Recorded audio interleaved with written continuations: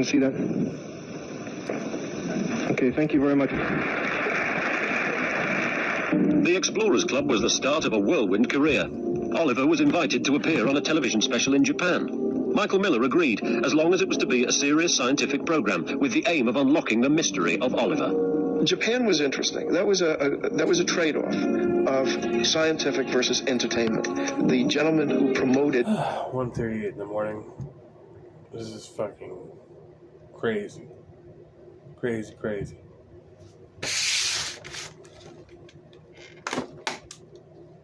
Need a blueberry.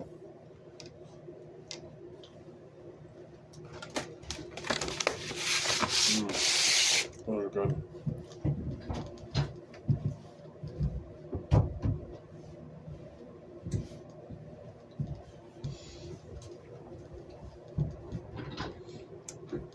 I'm like halfway into this fucking documentary. So I'm gonna keep it going. Yeah, I just got roped into more. I don't even want to. I'm gonna leave it alone. It's all good. It's all good. Alright. the notion of a network special, knew that we, as a group, had an interest in the scientific investigation of Oliver and didn't have the funds to do it. Before Oliver had even set foot in Japan, Michael Miller discovered that trade-off in 76. was likely to be more entertainment than science.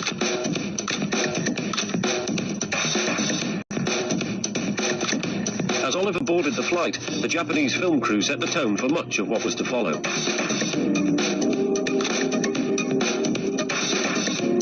They did some footage of him sitting in a chair, as if that's the way he flew over there. Quite frankly, it irked me, because I didn't realize they had shot that footage. And so when I looked at television, there is Oliver sitting in a seat being waited on by a stewardess. That wasn't the way it happened. He was in his cage, packed as baggage. When he arrived in Japan, the media were out in force to see him. For 3 weeks, Michael Miller and Oliver toured the country. The camera crew was keen to capture the celebrity chimp and his supposedly celebrity lifestyle.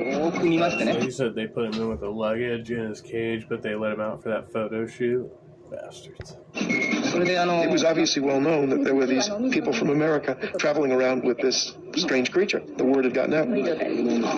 They were put up in traditional Japanese inns, where Oliver was dressed in a kimono. Again, all for the benefit of the cameras. Yeah, I will, I could have said this last time, so I won't viewer now. Let me I would start a StreamYard Live if anybody wants to chat, but I'm not just going to do one just because it's 1:40 in the morning over here. I don't know. And now the whole country was talking about this mystery ape. For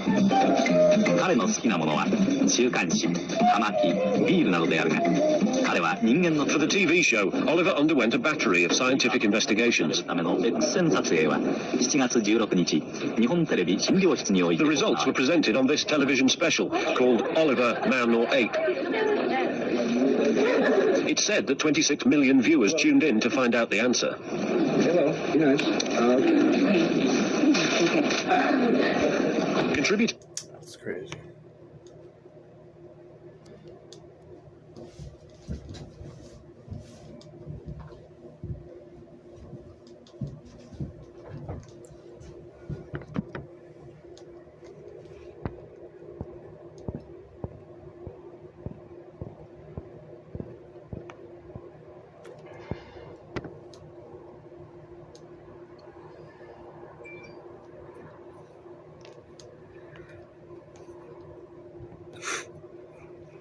I saw the orb.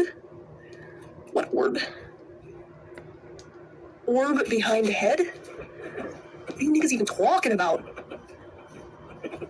Fucking I should remember light behind you. Makeup. Would that get me donos? Roll it up so we can see midriff. What if I don't want you to see my midriff? These chat weirdos want booty shorts? These are booty shorts. What the hell? If you're seeing little things flying around, it's probably the dust.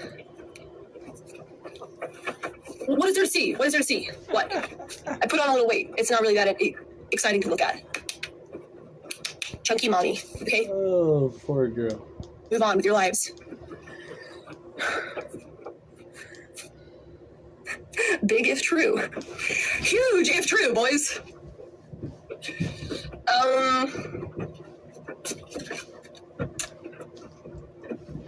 You have a cigarette. Maybe we can have a little dance break with a cigarette.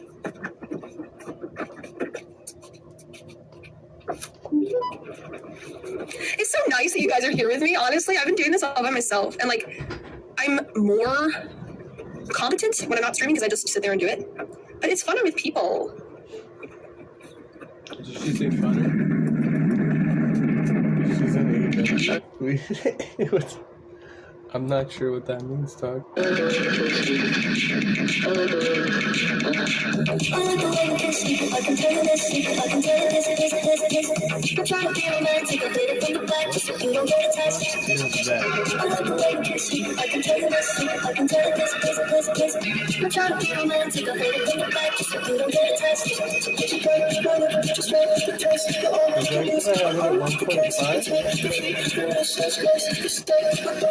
So just scared I'll let you down. Sneak around and you find out. Don't you wanna let me proud? Cause I'm so proud, baby, I'm so proud, baby. I like the way you kiss me, I can tell you this, I can tell you this, kiss. I'm trying to be romantic, I feel it in the back, just so you don't get attached. I like the way you kiss me, I can tell you this, I can tell you this, kiss. I'm trying to be romantic, I feel it in the back, just so you don't get attached. Yes, you are. Turn you on, turn you on. Can't make you see this, you take it out. Cause I'm so proud, and I'm so proud of you.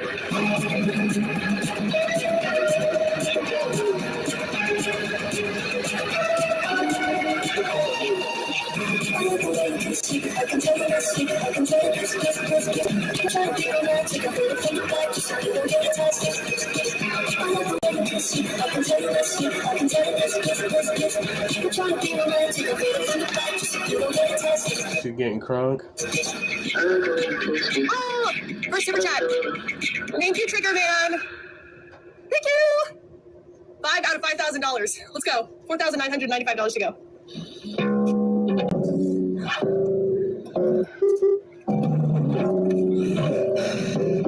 More cleaning after this, okay? I'm not gonna get distracted.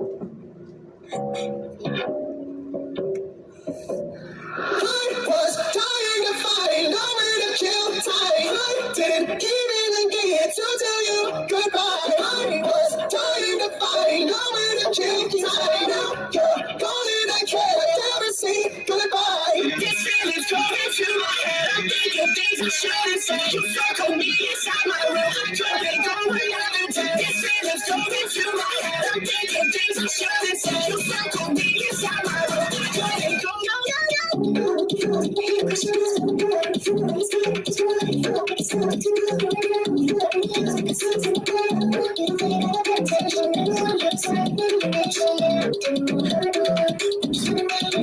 looking for where to find the club is fried, she's talking in my life. You're looking for where to find she's got and all she's talking. Let's try it. We were in the studio, I was just there. You were all working, I was okay. You were talking business, maybe we were working. I was on your hand, yes, I'm not looking for a second. Well, it started as a cleaning stream. She was doing the laundry. She wasn't getting donations. She started dancing, and all of a sudden she got donations. So, yeah, make from that what you will.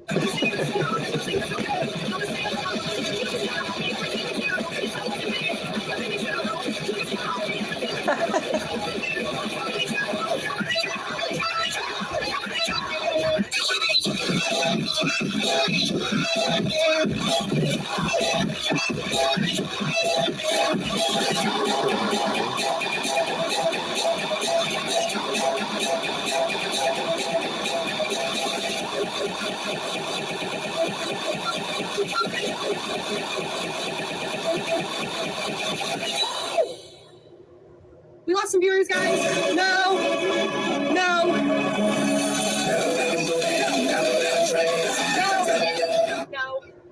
Stop. Oh, that's too much. Too much.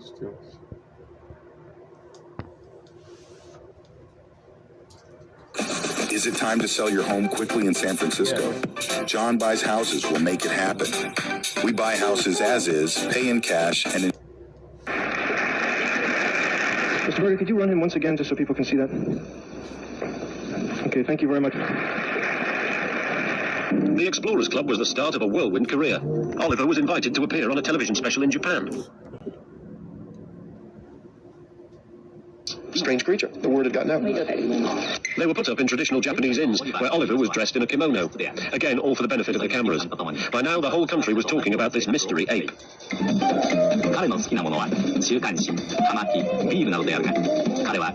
the TV show, Oliver underwent a battery of scientific investigations. The results were presented on this television special, called Oliver, Man or Ape.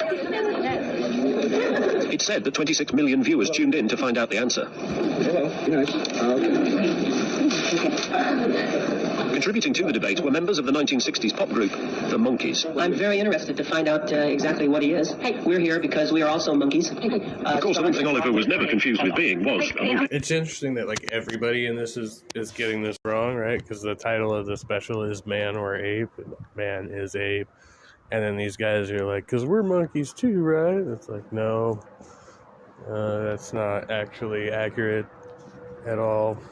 In coming to Japan, Michael Miller had been promised hard scientific evidence to explain the phenomenon of Oliver. Eventually, the program moved on from the showbiz and presented its findings. One scientist did a center of gravity, which apparently concluded that he was more human than chimp. But such tests could not answer the fundamental question: was he a human-chimpanzee hybrid? To do that, he had to be sedated, his blood taken, and his chromosomes counted. At last, Michael Miller was going to find out if Oliver really was a humanzee. Or so he thought. My remembrance is that there were 47 chromosomes that they found, and that the humans have 46, and the ape has 48, and that would put him right in the middle. The TV show implied that the results were far from conclusive. Of the 40 cells analysed, 38 came back saying Oliver was a chimp. But 2 cells showed 47 chromosomes, one more than a human and one less than a chimp. In effect, a hybrid. Japanese doctors attributed the discrepancy to human error. However, far from resolving the mystery, the TV show had simply helped hype it to fever pitch. But there was worse to come. I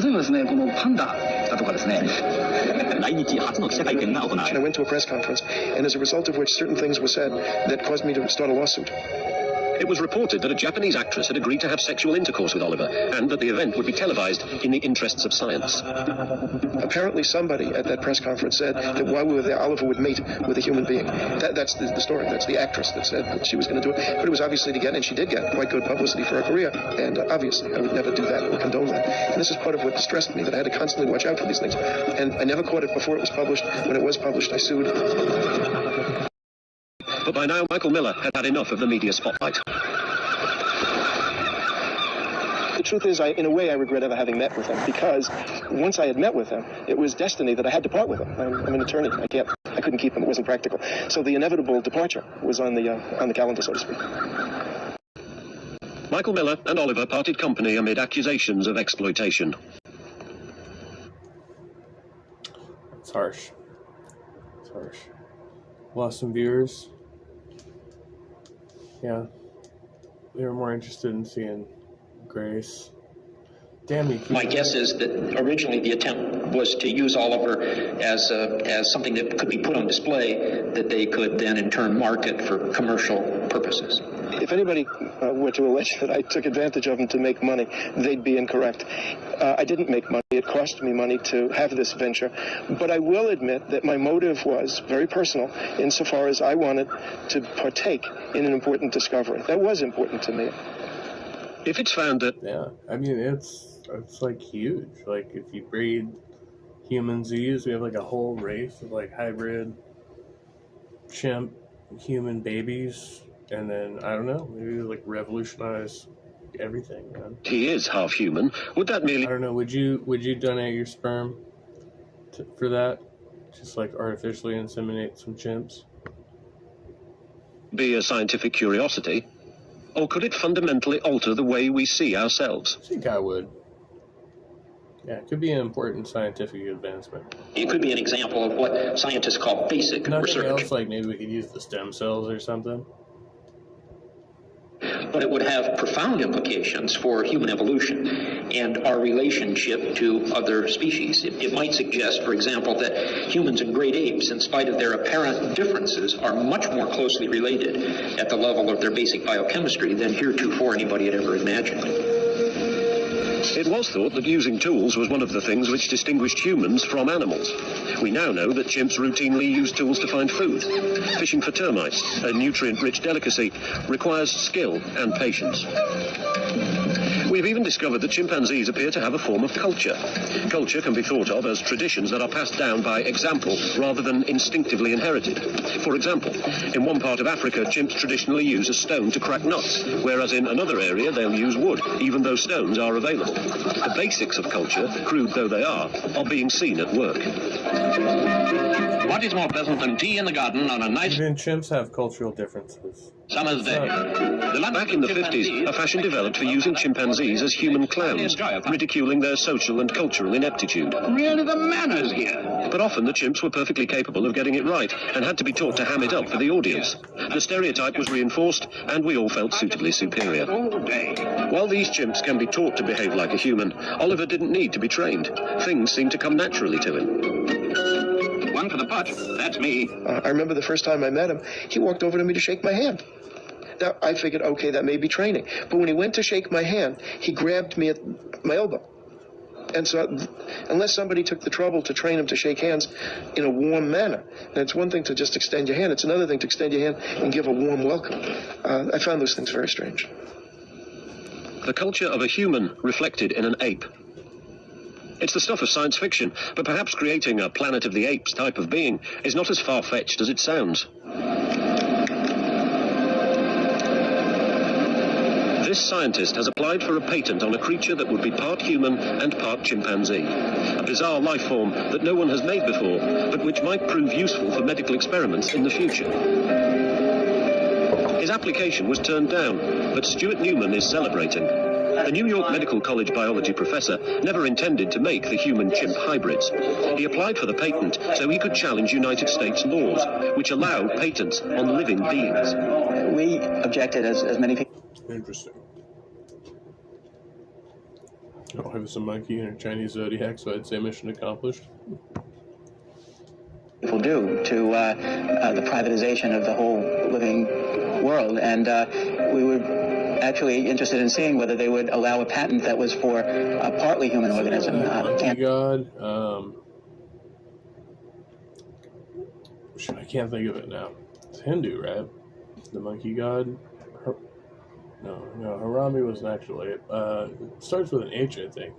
If they did, then it would raise an alert throughout society that this was kind of getting too close to home. The Patent Office ruled that his invention was too human to be patentable. Undaunted, Professor Newman has filed an appeal, which he hopes will force a rethink on the policy of allowing patents on living beings. I feel rather that it's important for working scientists to be the ones who also warn about the consequences of taking the science too far. We need rules, regulations, and a public consciousness about it. It all serves to raise deep moral and religious dilemmas. Perhaps it raises the biggest question of them all. I asked a judge this question. I said, how many human genes would you have to give a monkey in order for that monkey to be able to win human rights in a court of law? He said, if this monkey is more than 50% human genetically, I would prosecute it for murder. I said, did you know that the monkey is already 98% human because we're close cousins? In that case, he said, if you put the right 1.1% of the human genes into a monkey, that monkey will be more human than animal in a court of law. Oliver's friends believe there is something about him that's eerily human. There's somebody in there. There's someone in there with a heart, a soul, who feels. You can see it through his eyes. You can feel it when you're in his presence. And that's the truth. I've always felt it, and everyone that has ever come in contact with him has the same... That's a trip, man. I can feel it. They probably didn't have a good, brain, brain scanning techniques back then. It's in the 70s, so they didn't have all the good shit we have now. Exact feeling. Something is in there more than an animal. If Oliver did turn out to be more than just an animal, it raises many questions with no easy answers. What would you do with the hybrid? Would the hybrid be maintained in a cage? Would the hybrid be given human rights? What are the implications that this would have for how we treat chimpanzees? Can we justify continuing to do research on chimpanzees if, in fact, humans and chimpanzees can interbreed? So it has profound moral, ethical, social, religious, political implications for how we think about ourselves in relationship to other species. I think the issue of who Oliver is, and particularly in relationship to half human, half ape, and those issues, raises the basic fundamental question that we all have of who are we. Anything that raises that question will be fascinating to us. Michael Miller donated Oliver to a wild animal park in California. When that went out of business, Oliver bounced from trainer hella deep. Cue the music. Cue emotional ballad. to trainer and disappeared. There were rumours that he was in a circus. Others thought he'd been sold off for medical research and was probably dead. But the man who tried to buy Oliver and failed had never forgotten him. I lost. Oh, this is where Dude gets him back? The dude who got outbid? Total tract of him. It wasn't until many years later, like 20 years later, that I came into some money, and the first thought on my mind was, I'm going to find Oliver. But Oliver had been missing for a very long time, and the trail had gone cold. Then, just when he was about to give up, Vincent got a break. I called everyone I knew and everyone I didn't know, and I did finally track him down. He was only 2.5 hours away from where I was living at the time. What Vincent discovered shocked him. Oliver had ended up in a research laboratory in Pennsylvania. There he'd languished in a 5-foot by 7-foot cage for 9 long years. I had found him at the Buckshire Institute. They have a lot of chimpanzees, and they're used for experiments. And I was totally opposed to that, so I called a friend of mine in San Antonio, Texas. Wally Sweat runs an animal sanctuary called Primarily Primates, and he offered to help. Fortunately, Oliver had never been used in any experiments. And in 1996, the Berkshire Corporation agreed to hand over Oliver and 11 other chimpanzees to Wally. After 9 years in a tiny cage, Oliver might be expected to come crawling in on all fours, but dramatically he walked in on 2 legs. Hi, Ollie. Wow, you stand up. You. Wally Sweat had heard stories about an ape that walked on 2 legs. As he looked at the creature standing upright in front of him, it was obvious this was the same legendary animal. They all walk on 2 legs. It's not that rare. They just don't usually. They all have the capability to do so. I already said that earlier. Notice that his head was smaller than other chimpanzees. His ears set higher on the head. And good to see you. More pointed, and his nose more flat than a normal chimpanzee. So, at that... I said earlier, if anybody wants to chat, I could do a StreamYard stream, but like unless anybody says they want to like talk, like, yeah, I'm probably not going to do that, just because, yeah, reasons. Point when he, especially when he started to walk upright. I might, we'll see. My mood might shift. Realized that this was the very same mystery ape that no one had been able to contact. While some people believe he's half human, half chimp, others think he's just a clever chimp who's been taught to walk upright.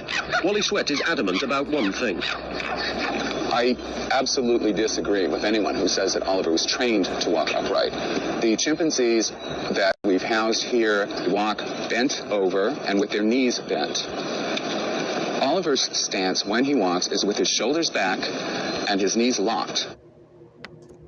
Yeah, he's like one of the only chimps that does that, apparently. Going to Chicago after this one? Crazy. And there's never, ever been a chimpanzee trained. I've never been to Chicago in my life. Walk that has been able to keep that pose. The day they moved to their new home from the research lab, Oliver and his companions made a little bit of history. The significance of this enclosure is great. Hey, Daniel Berry, good to see you. And his junk on full display, yes. He doesn't have to, he doesn't have the same constraints as the rest of us do. This effort represents the first time that chimpanzees were ever retired to a sanctuary from a laboratory. I'm quite excited that these chimps that lived in a basement in 5-foot cages now can live in groups and experience the outdoors and be in the Texas sun and actually experience some quality of life. Where's the red? Straight on. You're so bad. You are so bad. Wally's sanctuary is a kind of retirement home for some 1,000 animals. What we're going to be doing here is introduce these two young chimps, both born at laboratories, with the ideal opportunity never to be used in medical research. And I'm going to introduce them now that they're used to being outside in the weather and used to each other, to an area that's more naturalistic, larger, and with other chimpanzees. I certainly don't want to sedate these young animals to move them, so we're going to see how it goes. Come on, Miss Jewel. Come on, sweet girl. All right. Here we go. I'll go for a walk. Don't be scared. Here we go. That's so cute. Ras. I like this. Wouldn't that be awesome? Just like, yeah, they're just like little kids. Ready? Here you go. Against all the odds, Oliver has survived to the grand old age of 42. He's lost his eyesight now, and because of arthritis, he no longer walks upright. But still, the mystery remains. For more than 3 decades, he's been the centre of speculation and rumour. That's like pretty human-like, doesn't he? Is he half human? Or could he be a new species, as yet unknown? Could just be a deformed chimp with some fucked up genes. For 3 decades, Oliver the chimpanzee has baffled science. Is he a mutant chimp? Is he partly human? For his owner, Wally Sweat, it was time to put an end to the speculation. I would like, while Oliver is still alive, to find someone who would be willing to really look into the differences. He's a very unique creature, and he won't be with us forever. To answer the question, a sample of Oliver's blood was taken. DNA experts were asked to conduct the most extensive genetic studies ever undertaken with Oliver. At last, his true identity would be revealed. Yes. How did the DNA concentrations come out? Were you able to get adequate DNA for your experiments? Yes. These 3 are the purified mitochondrial DNA, and we did chromosome testing on Oliver to determine his species identity and whether or not he was a hybrid. The reason for this is because humans have 46 chromosomes. Chimpanzees normally have 48 chromosomes. And in fact, the chromosome testing results demonstrated Oliver had 48 chromosomes, the normal complement for a chimpanzee. Therefore, Oliver is a chimpanzee. Oliver is not a human-chimp hybrid after all. But could there be a genetic reason to explain his human-like behavior and appearance? Dr. Ely and his team delved deeper into Oliver's genetic makeup, and what they found surprised them. Well, what we have here is the original X-ray photograph of Oliver's mitochondrial DNA sequence, and we've compared that to a control chimpanzee. And if we take a closer look at the sequence, what we see overall is that Oliver is different from your common chimpanzee from West Africa. So, for example, if we look at this part of the gel in the control chimpanzee, there's kind of a step effect. Here, here, here. If we compare that to Oliver, you can see that his DNA sequence looks completely different than the control chimpanzee. The most in-depth genetic studies ever undertaken with Oliver have revealed that while still being a chimpanzee, he is different. It's clear he's a very rare type of chimpanzee who belongs to the furthest reaches of the Congo jungle. We know he's not a human-chimp cross, but could he be a mutant chimp?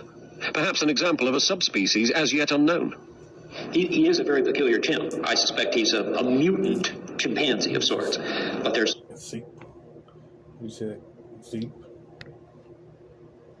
Certainly no evidence at this point, given the genetic data, that Oliver is a human-chimpanzee cross, that Oliver is a humanzee. Come here. Come on, Oliver. While we're now certain that Oliver is ape, not human, the question of what kind of ape he is remains. One theory is that Oliver could be a kind of living fossil. Here, up here, up here. 10 million years ago, more than 50 different species of ape roamed the planet. It really was a planet of the apes. Yet 3 million years later, most had disappeared to be replaced by human beings. What helped us make this giant leap from ape to human seems to be the ability to walk on 2 legs. This was the key event that set us on the path to becoming what we are today. So could Oliver be a relic from that period, an ancient link from the transitional era that saw ape become man? We might find that there is a unique race of chimpanzees somewhere in the wild that has been so far undiscovered. Or we might be able to find out why the behavior, the scent, rejection of other chimps makes Oliver different. That looks like a fucking alien right there. Until we find another Oliver-like creature to compare him to, he'll continue to be a mystery. Today, Oliver's an old gentleman, seeing out his days in the Texan sun. His home, primarily primates, has been offering a refuge to all kinds of animals since 1978, but mainly apes. Because it's not run to make a profit, money is tight. Despite this, Wally is trying to raise enough money to build Oliver a new enclosure. At the moment, because he's... Yeah, so this girl's trying to be... Knowledge and new information.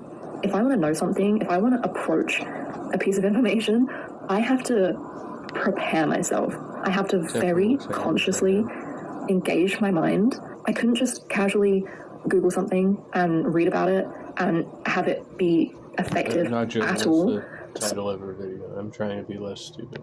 So I kind of developed this aversion to curiosity and looking for answers. I had this impression that other people could just be exposed to a piece of information once or twice, and it just locked in for them, and they could rely on... I don't know, I think you'd start with... I'm just... The bangs. There's something about the bangs. I feel like that would help, but is it just me? I mean, I don't know. Pulling that information. They could breeze past the information. They could be... See, I sometimes ask myself if I was smarter, what would I do differently? the general presence of the information and just soak it up, literally like a sponge. And I would compare myself to something more like a nice, smooth glass paperweight. Pleasant. It's like an off-girl mullet. Oh, odd, yeah. And ornamental, but completely non-porous. It wasn't just the fact that I didn't know a lot of things. It was about me not being able to take in and engage with knowledge. And, like, I could read about things, and within the next day, within the next week, I could not return to you anything that I had been reading about. And this just feels like the experience I've always had. And maybe... I've had that too, like, if I'm sometimes, like, disengaged from information, like, I don't really want to, like, at school, like, I didn't really want to be there. I wasn't really interested in whatever was being taught, like, regularly. I just, like, blow through it, and I'd forget shit. Like, you try to retain it just long enough to pass a test, and then you're like, fuck, I'm never going to use this again, right? Like, so you intentionally almost try to, like, forget it and bury it. Would it look better on a dude? No, I don't think so. Those bangs are just, they're not happening. Retention issues, distracted, yeah. I'm exaggerating a little bit, but that's how it's felt. That's really how it's felt. I've really struggled. That would be like Diet Blonde, put it on a dude, and it's like Joe Dirt, right? New things. Isn't that the same? So I hope that explains a bit more effectively how I've come to feel the way that I do. I'm not bad. It's not flattering. Defending it. I'm not that cruel to myself. I don't look at myself in the mirror and say, you're stupid. Or at least I don't now. And that's why I wanted to make this video and start talking about this. If you watch my other video, you'll remember how I also talked about how relevant my poor body image was to my judgment, and how my feelings about being a woman and being visually and sexually appealing took far greater priority than expanding my mind and developing my character. Being pretty took far greater importance than anything. To illustrate it more practically... Yeah. It's a similar style where the front top is kind of spiky in places. Yeah, I could see that, I suppose. But just straight across like that, I mean, it looks like you literally, like, put a bowl over your head. She knows she's attractive. Yeah, she's trying to be less attractive. Maybe that's why she did the bowl cut in her bangs. I would spend hours every day looking at girls online and trying if she looks a little bit less attractive, then she's gonna look smarter, right? Figure out how to look like them. What did I need to do? I'd be researching hair and makeup and how it redefined your features. I'd be looking up workouts to target specific parts of my body, cosmetic procedures and how they work and how much they cost. And I don't think there's anything wrong, by the way, with investing in your appearance. It's still something that I do, and it's still something that I enjoy. I love developing my aesthetics and my style. I still devote my time to that, but the issue was that it was virtually all that occupied my mind, and I developed body dysmorphia, and I got depressed, and I neglected my spirit. And it's taken me a really long time to really register. Body dysmorphia. She got depressed, so she neglected her spirit. You just work on your body, right? Like, it seems like pretty straightforward. Like, is there dysmorphia about I want to be pretty. Tog. It's a pretty man's maybe stated that's a pretty man's sport. Yeah. Yeah. The consequences of all of that, and I can't emphasize with enough justice. Yeah, I'm one of those people. I think glasses are hot. You know, like, but some people are like, oh, with glasses, you know, they just make you look smarter. I don't know. Seems to be self-absorbed, I would say. Yeah, I'm not really familiar with their content. I came across this. There's like 2 of these videos, and then one other one that I watched. So it's kind of new for me. How much effort gets taken to find acceptance with my appearance, but more than that, take away some of that stock that I have been putting into my appearance for so many years, and realizing that it's not as valuable as I thought it was. And this very well may not be your experience as a woman. I do feel like there are women who were much more quickly wise to all of this, that their outward appearance doesn't hold all of the value that they offer. And maybe this honestly sounds quite pathetic, because it was. I felt pathetic, and I was incredibly misguided, and I had to arduously restore my self-esteem. So moving into the next part of this video, I want to share with you some of the things I've been doing to try to open my mind and learn new things. I want a better sense of general knowledge. I don't want to feel so ignorant, and I want to understand things that are happening in the world. I've been making changes towards a daily life that has more casual access to knowledge. I'm setting up conditions for an environment of learning and curiosity without being intimidated by it. And this is what this looks like for me. So I knew the first place I wanted to start was my social media accounts, because I use them every day. Instagram especially, I scroll on Instagram every day, and it's important that the content on there is enriching and positive for me. I just Googled educational Instagram accounts, and I have to admit, some of the results were a bit strange. They're like articles of like top 10 educational Instagram accounts, and a lot of them led to like pages with like maybe millions, like hundreds of thousands of followers, and then like 1,000 likes on the post, which made me feel a bit dubious. She says with a smirk. I think glasses are cute on people. I'm supposed to wear glasses. I haven't had any in a while.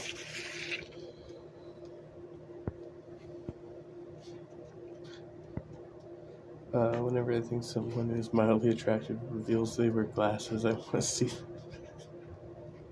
Okay. Yeah, like my videos from 2 years ago. No. What good is knowledge without any actual or practical application? I think I literally said that before. Yes, it's true. I actually didn't really find anything useful from the first few Google searches, but what I did end up doing is maybe finding 1 or 2 accounts, and then when you follow an account on Instagram, it will drop down with similar recommended accounts, and I just went through there. I just follow an account, go straight to the recommended, and see what felt relevant to me, and I would have a look through on the page just to see if I felt like She's kind of boring me. Is she boring you?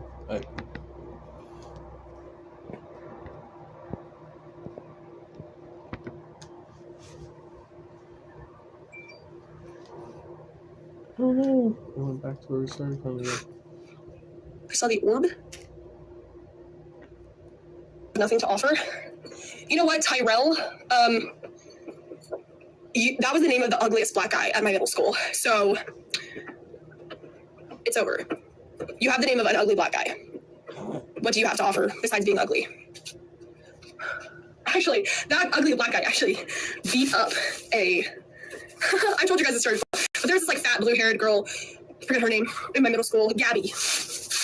And she would say like, oh, I'm it, or I'm a they, like I'm not a girl. She would like, not bully, but like she would bother this black guy named Tyrell so much. She was like, go ahead, hit me, come on, hit me, I'm not a girl. And so eventually one day at lunch, she was doing that to him, and he stood up, and like, it was crazy. This is in front of everybody. He just went, bah, bah, bah, bah, bah, bah, bah, bah, like right to her face. I saw her like that face. It was like, brr, brr, brr, brr, brr. She was like, it was crazy, like punches to her face. It was crazy. The whole cafeteria went silent. And I know this sounds like a fake story, but there was this girl named Gretchen who really hated Gabby. She was sitting like one cafeteria bench over watching, and it was all silent. And then she started clapping. And I know this is the Reddit thing, like, and then everybody clapped, but the whole cafeteria did start clapping. Because you know how cafeterias are, like, fuck. The glass piece just fell out of my watch. Okay. That was weird. Okay, well, I guess. Oh, fuck off. Yeah, so then the entire cafeteria collapsed and he ran out, and he was like suspended for that, I'm pretty sure.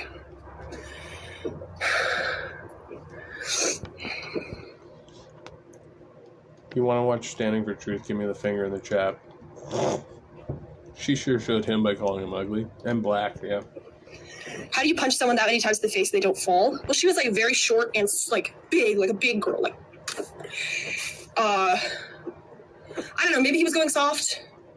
It was crazy though. It was wild. So the entire cafeteria collapsed. She's crying. Everybody's like, woo! Because, you know, middle school cafeterias, like one person collapsed, the whole fucking cafeteria collapsed. And I was sitting at the bench that Tyrell and Gabby were at because I was one of the losers. And yeah, it was crazy. So he runs out of the door to the cafeteria and she's sitting there crying. The rest of it was a blur. But yeah, actually, so Tyrell is the name of the based black guy. A based and ugly black guy. So do with that what you will. From middle school? So like almost 10 years ago? I can't really tell. Okay. Okay, so this all needs to dry. I'll just leave it here to dry. Socks. Underwear, sock. Oh, this is also all set. I'll just put it over here for now. All right, so it still looks like a mess, but everything on here is clean. What are the texts? I did see at the dork table. I did sit at the dork table.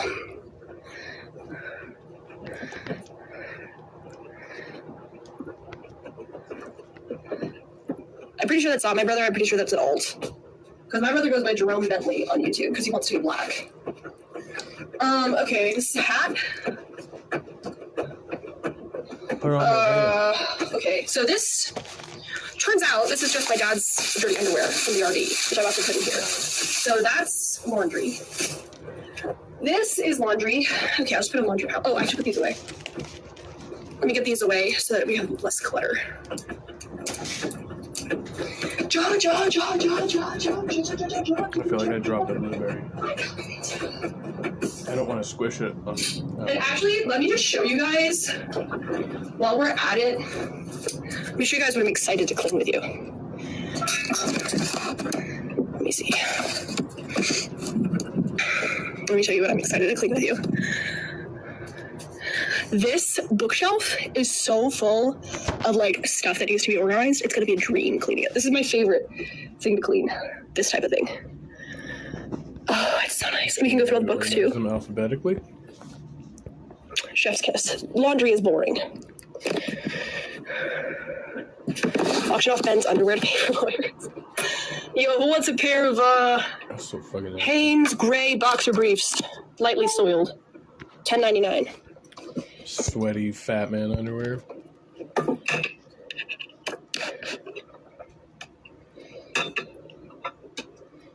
Here we go. You left in the rain without closing the door. I didn't stand in your way. All right. Okay. I'm not getting overstimulated, but I'm just wondering what we should do next. I guess we'll go through this junk pile. You know what? Actually, somebody just put XXX in the chat. I'm gonna play an X song. Should be looking. Speaking of middle school, I got lit. That looks like such a camel toe. Stop! It's just the seam in the shorts. That's embarrassing. Hilarious. This is so cringe to play though. No, I'm gonna play the Spanish one. Spanish song. This one. What? That's not it.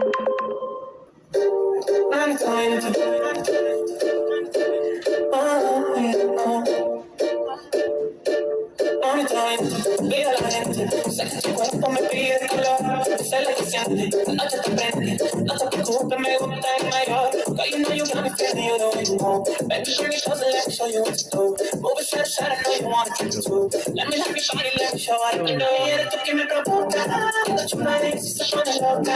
Quiero lindo pero que te la boca. Enséñame la rodilla y me boca. Mami, what you Yes, throughout the atheist sphere, to have these ontological, epistemological, etc. types of arguments where they can sneak their little bullshit agenda in. Because their God commands them to be transphobic, to be homophobic, to be racist pricks. They are Christian nationalists. That's what they are. If they come to power, they will pass Seven Mountains theology into law. They will do that. That's their real agenda. Their real agenda is not to have, not to engage with you all in counting the number of angels on the head of a pin. Yeah. Their agenda is to win. Power and violence is what's behind it. To impose violence once they do win, and on the way to winning, engage in stochastic terror. Yeah. And this is a very difficult thing, apparently, to convey. It's why modern day debates is such a terrible cesspit. Yeah.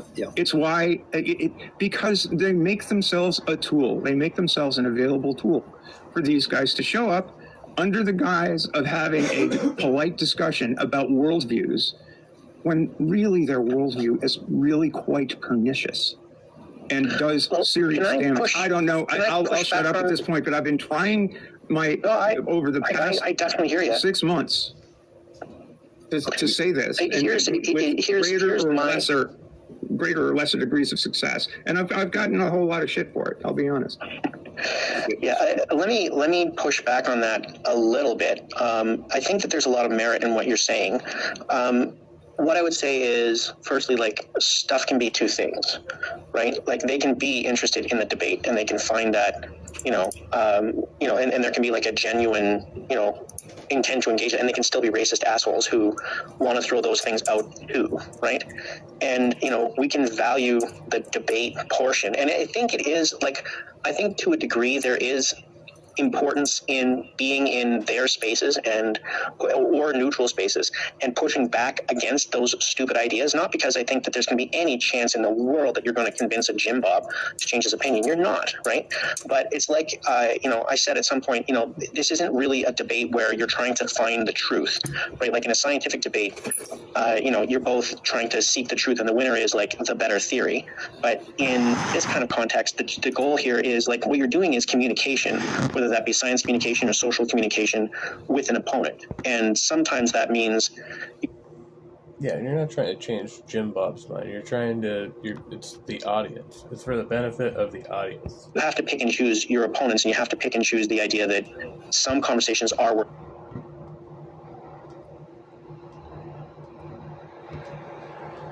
having and some aren't, and sometimes you have to shut it down because it's not, because having that person's ideas appear alongside yours, it does more harm than good, right? Like Matt Dillahunty was right to walk out of that debate because platforming Andrew Wilson alongside Matt Dillahunty, he didn't deserve that, right? And I think that Jay is right when he says, look, everybody should have just shunned that guy and just everybody should have just walked out, right? But at the same time, like there is value in, going in and breaking the echo chamber and making sure that these stupid ideas are challenged, because not because the person who's saying them is going to have ever going to change their mind, but because other people are listening, right? And so I don't know. I take that point, and to a certain extent, I agree with it that these ideas need to be challenged. But I think the other base of this coin is to the extent that the debate is only on the if the arguments are only framed in the context of a religious a questioning of is God real, or what is the nature of naturalism, poetic naturalism, or a particular worldview versus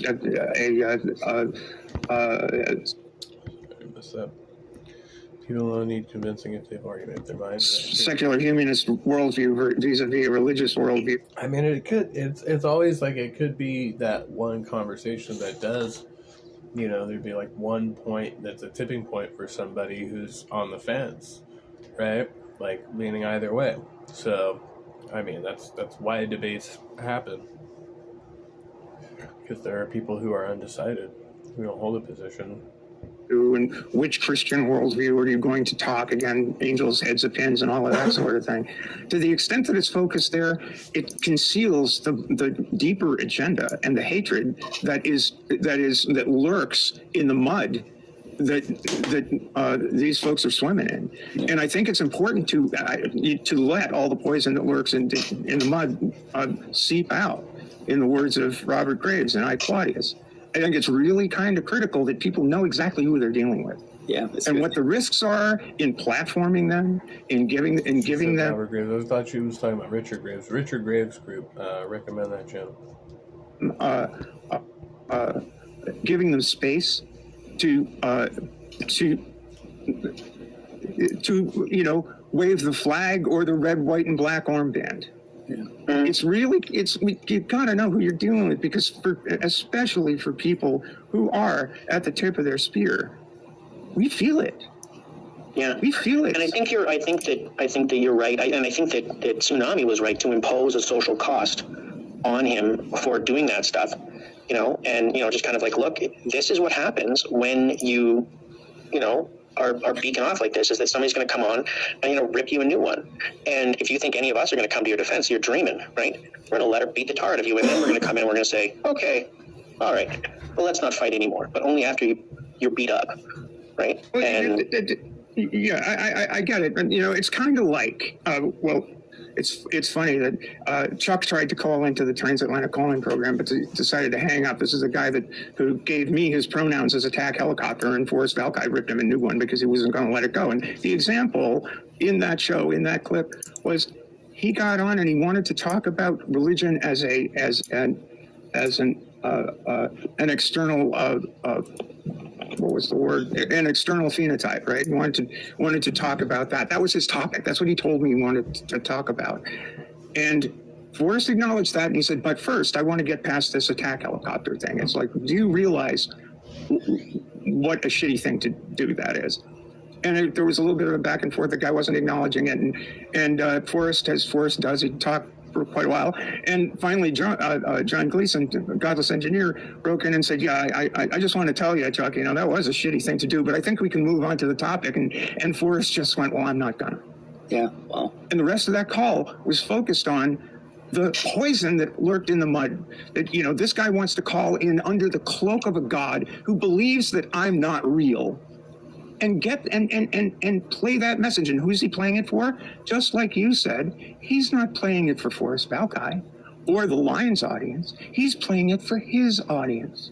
So to the extent that we engage him, he's going back to his small army of acolytes and saying, see, I owned the Troons. And that's what they're there for. They're there for those bites. That's why they're there. They don't care about the conversation about emergent properties. They want to hear him. Just for a basic example, tell Dave he wears a helmet, which basically is saying the R slur over and over again to a panel full of progressive people, and that's the point, is to do that to you guys and keep you from. Yeah, and that's, if they know, like in that instance, like they're probably gonna get kicked off for using like the hard R or something like that.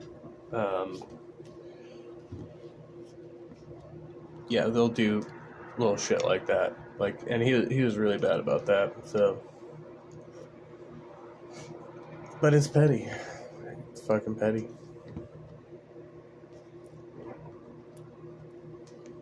Saying anything or just going along with it and keep you saying, oh no, I still want to engage you about this conversation. They mock you guys when they drop those little tidbits into the conversation, and you guys just plow past them. But it's like that's part of stoicism though, and like it's a debate style. Like their tactic is to try to get under your skin, and for some people the counter tactic is to not call that out and just let it slide and be like, nope, doesn't affect me, not gonna let it affect me, you know what I mean? We're gonna stay on point, we're gonna stick to the argument. You can fucking throw all the ad hom out there you want, it doesn't hurt me, Just ignore it. That's what they're there for. Then they're saying, look how soy these lefties are, or whatever. They don't even stand up for themselves. And I straight up call them the R slur to their face. I'm just using that one as an example. But obviously, there's misogyny and transphobia as it was included in the commentary. Every time that you guys let them drop that into the conversation and then move back to talking about epistemology or some bullshit, that is their win. That is you have to stop them right there and be like, what do you mean by helmet? Like, are you talking about kids? You make them explain it. Make them break it down for you. They can break it down for his audience, who are supposed to be loving Christians, who you would think would be compassionate towards the developmentally disabled. They had to actually wear a helmet. Things like that. Hold their fucking feet to the fire. I didn't see loving Christians in the audience, so I was checking out his chat. That's my expectation when I tune into a stream like that. That's what upset me when I watched this last night. I didn't watch it live. I watched it later. I'm going to apologize for using a commonly used slur that is used all over the internet and is used, I'm sure, back in whatever cave the discussion went on in after that stream. But sorry, not sorry. This is the way they talk about me. This is the way they talk about me. Yeah. This is what they are up to. When they say they want to eliminate transgenderism from society at large, they mean they want to eliminate me. Yeah, you personally, they want to eliminate. Now, there's one other thing that I should bring up, though, and this is, this probably shows me up for what I am. I mean, I'm an old man. I got on this YouTube thing, and I wanted to make friends. I wanted to be part of this community. I wanted to be known, but I also wanted to put forth a bunch of ideas that I've been working on for the last 50 years, right? And yesterday, I got 750 views. On all my other videos, I get 90 or 100 or whatever. But yesterday, when I had the pig snake on, we'll call it Team Stars. I got. I'm the pig snake. He's not. Yeah, He's no pig snake. I wear the helmet. No pig snake. And anyway, 750 views on his channel, 4.5. Package sniffer. What's up, William? God himself says, I'll have compassion on who I'll have compassion. I'll have mercy on who I love. Have mercy. If we're supposed to mimic God's love, we should not ignore the things he hates.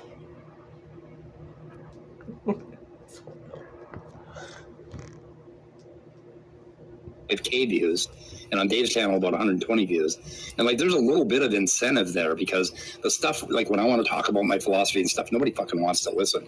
But what I would like, God in the Bible does hate a lot of shit, doesn't he? Is what I have right now, and the 8 of you on this panel having this discussion, and please come over to my channel once in a while. So I'm not. If he doesn't hate it, it makes him really mad. God gets really super emotional over some pretty petty shit. Actually, think about it.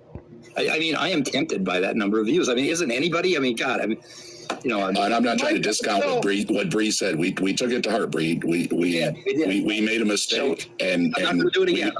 Going forward. Things will be different. Can I just say that that's just going to be that video, Spike? I have a video where I engage with Darth Dawkins on my channel. Every single day, it is my top viewed video. Do you think that means I should just start doing Darth Dawkins content because it gets all those views? I'm not saying that. I'm just saying that. God damn it, I wish. It gets, and I'm talking orders of magnitude more than anything else every single day. Brand new videos. This video is from 2 years ago. Every single day, I release a video, and that video outperforms it. Because people want shit like that, and that's fine. And there's people that'll cover that. But if that's what you want to do with your channel, that's fine. But let me know that that's what you're doing with your channel, and then I'll freaking step away from it, because I'm not going to hang out for that. Henley said it best. I'm not going to do that. Okay, apparently that's the thing. Step away. Exactly. That's not the what point. I said. It's you're choosing. If you're choosing to. See, and I think I mean, I get it. Some people are like, oh, I'm out. I don't even want to be engaged in that conversation. Okay, that's fine. But, I mean, you're trying to discourage other people from doing it. And I don't know. I think it's necessary as long as you guys are out there espousing ideas. Yeah. Engage in searching for clout. Yeah, it's successful. As a matter of fact, that's modern day debate's entire fucking business model. That's what they do. They know that this stuff works. That's why they put Andrew Wilson. So got any gay? I'm reading Maya's comment here. Got any gay friends? I had to stop a lot of homophobic comments. And with Matt Dillahunty because they were expecting a dumpster fire, and dumpster fires get all sorts. Yeah, don't get me wrong. I'm not saying I'm going to do that. I'm not going to do that again. Okay. I wouldn't fault you for it. I want to say that. I'm not trying to shame. But I'm not trying to shame you for it. I'm just saying that's not why I'm here. I'm not going to come onto your stream or watch what you're. Is it Modern Day Debate a Christian platform? No, James, I mean, is a Christian, but it's supposed to be a neutral debate platform. So he supposedly leaves his personal views out of it, and so does any mod that runs a debate there. That's supposed to be the idea, is like a fully neutral debate platform. I think they do a good job most of the time. Doing if that's where you go, because if there's place, so you can do it, and I need money too. Here's my take on that.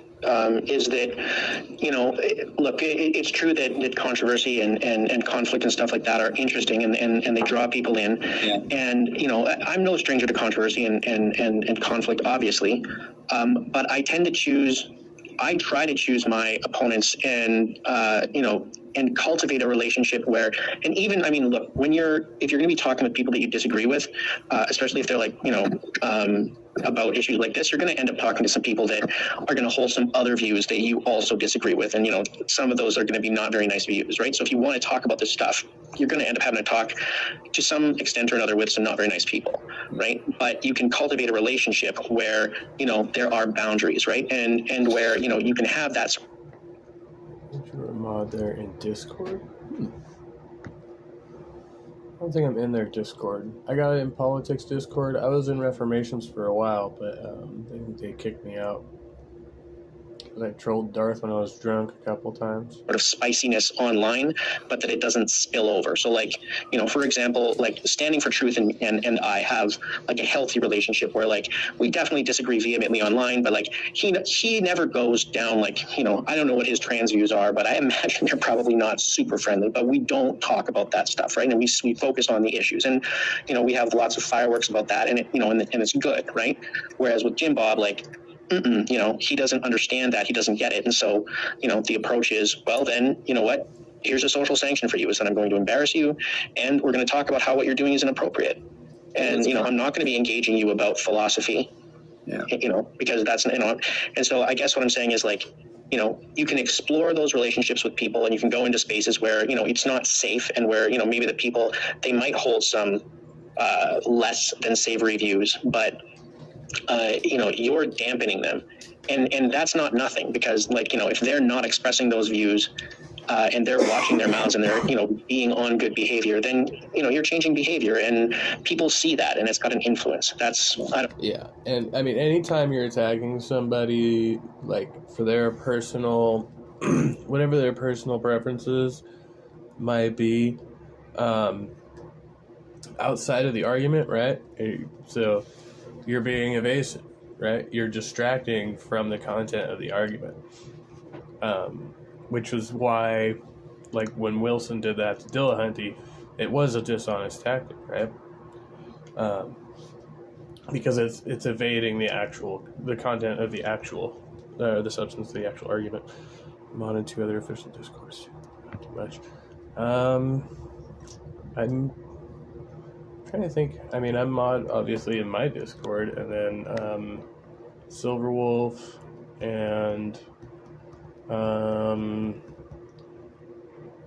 I think that's it. Actually, I'm not sure. I haven't been around too much in Discord lately. I don't know. Maybe I'm wrong. What do you think? Other individuals? I do understand the nature, at least to a certain degree, the nature of the business. I've been a host 7 times now on the Transatlantic Call-In program, a little tiny channel called The Line. I don't know if you've ever heard of it. Yeah. There's a guy named, Matt Dillahunty, I think. It's one of the hosts over there. And I screen calls for him, and I'm a mod on their channel. I moderate all their stuff. I understand what the business model is, and I understand what talking to people with opposing views. Now, the call-in... But that's not a neutral platform model, right? The Line, the Atheist Experience, is one where the onus is on the caller.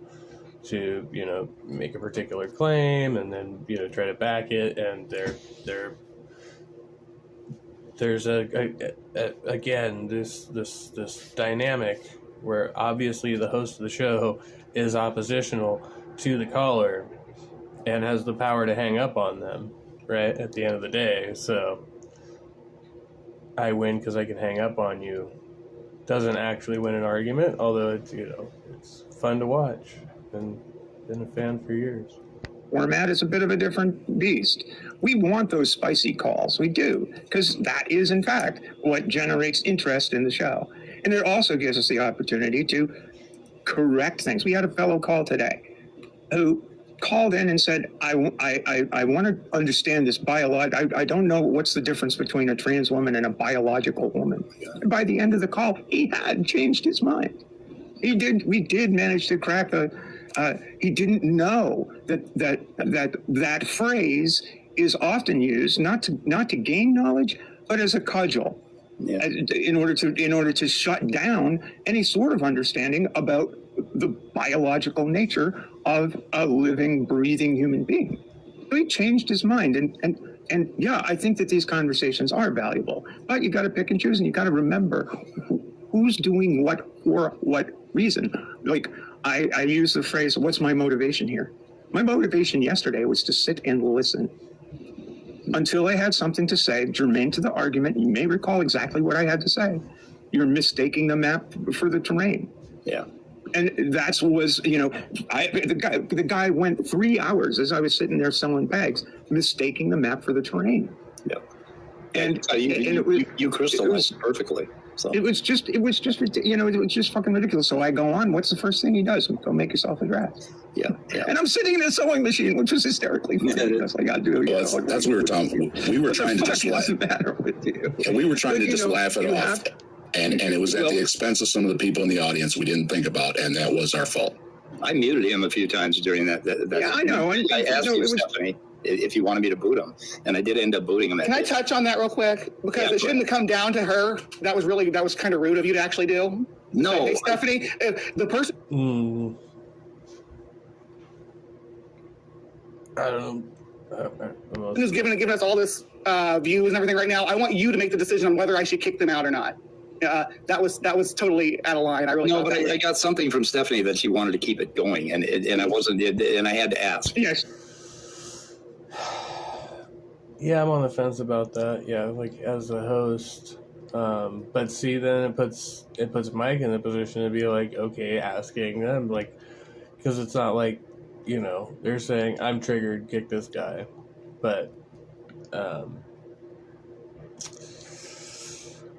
that's such a tough position to be in. See, I don't like it. That's why I say, like, it would have been better that, you know, early on if he had just gone 1-to-1 with the guy. But, you know, whatever, hindsight and shit. Were you worried that it offended her, or were you worried that or did it offend you the way that Jim Bob was talking to you? Okay. Yeah. So then I had an agenda you too, make that because decision, like I said, man. my agenda in that space was to get the poison to come out, so people could make it obvious, painfully obvious, that this guy was a fraud. And he was a little. Yeah, it is, especially if you're watching his end of the stream. Actually, it's even worse. Well, the entire conversation was nothing more than a way to yell. Yeah, the good thing about it, he was a little off guard, and his stuff didn't land the way it normally does on his show. So he really, You notice, like, the title of his video is just Rex Atheist Panel, right? Just not even talking about the substance of the argument. He's not even referencing that. It's just a matter of wrecking atheists, whacking atheists, you know, destroying atheism. Kind of exposed him for the piece of rotten crap that he is. And I think a little bit of that was good. But I ain't going to do it again. I ain't going to do it, even though I got 750 views. I'm not going to do it again. I'm sorry. I was just saying, don't pin it on Steph to say, hey, kick this guy out. That should have your channel, bud. Come on. Fuck. What do you guys think of the approach of, like, here's just a spitball idea. What do you think, Bree? Like, what if he had done this, or, you know, and Steph, what if he had done this? What if he had said, okay, Jim Bob, mute. All right, guys, like, I'm a little offended. Good morning, Nerdy Room. By this, you know, I think good to see that what he just said was inappropriate, and like I'm considering kicking him off. Let's talk about it. you know, and then you have like basically a roundtable discussion while he's on mute about his behavior, and then you kind of did. We kind of did that. Yeah. We had him on mute. No, I know you did. I know in Restream and not StreamYard, so I wonder if that's different. That's why it's not like able to just throw them in backstage, like on StreamYard. I don't know. I don't use Restream. I'm saying that it really, really puts him on blast if you say explicitly. When you all said, "Hey, did you hear what he said?" When you muted him and we're like, "Hey, no, we're not talking that way," and you all discussed it as a group, that was great. It was what I didn't like was when you were like, "Steph, do you want to keep this guy on or not?" That's what I didn't. If I might, so yeah. Are you saying that I did one thing right? I'm not saying anybody did everything wrong. I really upset Mark when I talked to him about this, and I'm sorry I upset him. But that's just my opinion on it. From where I was sitting watching this, last night late at night, just going through it, he was being really misogynistic to. I mean, he was being ableist to Dave too, but Dave was just kind of rolling with it. So I was like, whatever. But he was being really misogynistic to Steph, and the conversation, instead of saying no, okay, let's dig into that misogyny. Where's that coming from? Why do you think a woman can only have an opinion if she doesn't look like a goblin or whatever the fuck he said? Hold him accountable when he says those things. If he's going to bring that up in the conversation, that's his choice, and he doesn't get to bring it back to the other topic, back to the main topic. Hold him accountable. Make him say in front of your audience and his why he was saying that about Steph, why he was saying that about Dave. That's the thing that I want to see. Now, I mean, look, there is a balance that has to be struck too, right? Because like what these guys will sometimes do on purpose is when they're losing a debate about some philosophy thing or another, is then they'll use that as a weapon, right? And they'll start trying to derail the conversation by just slinging out insults. Well, yeah, and anytime, if you noticed, it's true, he was kind of demanding one-to-ones. First with Mike, and then with Leo, and then with Mark. And anytime somebody else would throw out a point that was going to throw him off his script or whatever, that's when he would hurl the insults. And because, he couldn't respond to them, obviously. When it's like, but you're on the ropes, and sometimes you have to like delay things. Like it's not simple, it's not easy, and that's why I think there was an element of that going on too for some people as well. All right, if I might, this is the real tension that we have to deal with in our community. I'll try to speed run a couple things, but a big part of what Bree's talking about, Mike, is but Jim Bob's behavior is way beyond what's acceptable in polite company, and part of what it should be is the people responsible for the stream setting clear boundaries. What ends up being the case is, you got to remember, to some extent, I'm going to say we, because Jim Bob's also a racist and I've had to deal with his racism. We're already marginalized, so he already don't give a fuck about people like us. And then when you put it to us as to say, oh well, should he be booted? That's just opportunity for him to say, oh look, they went soft for the DEI and had to kick us. As soon as when Stephanie said, oh, you're going to be a bigot, what did he say? Oh, the virtue signaling. And so there's an interaction with not only your control over the stream, but also the fact that you guys are white guys.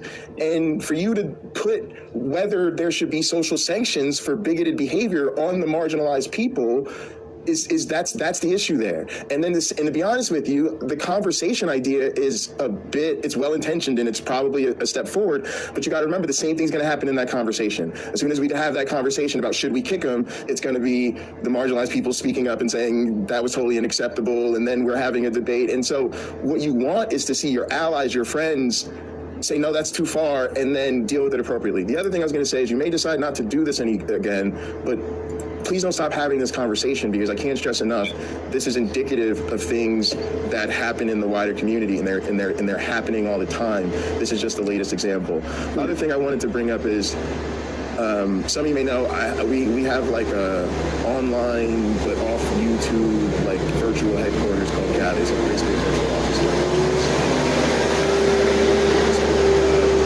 People like Steph and Bree are some of my closest friends, and they're literally a part of my everyday life.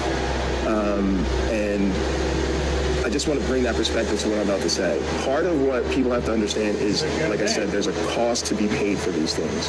And anytime these kind of infiltration happens, that cost goes way up. And what a lot...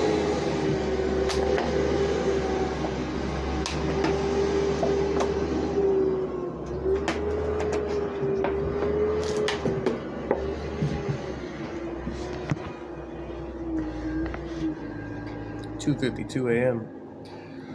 One-on-one is so very vanilla. Wow.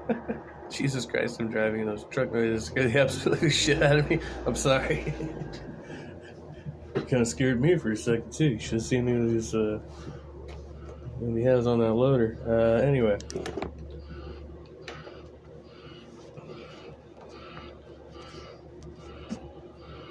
Just gonna have to come back through here in a second too. What? No. Oh, yes. Okay. Well, what? A lot of people don't see is everything that happens once the go live button is turned off, once we stop the stream. And that's the emotional toil it costs on people. It's heavy. It sucks. When I wake up in the morning and I'm thinking of all the things that the institution wants from me academically, deal with racist bigots on YouTube is not on that list. Yeah, but I mean, that's the dilemma. I mean, unless you want to keep your channel, like, you know, under wraps or whatever, I mean, that's like the being on YouTube, that's the cost.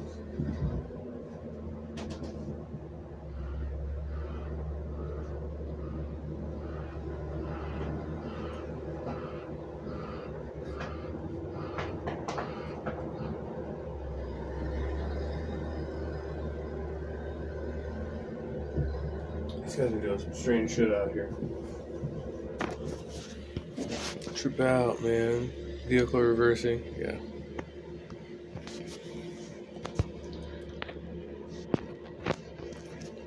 It's been a weird night.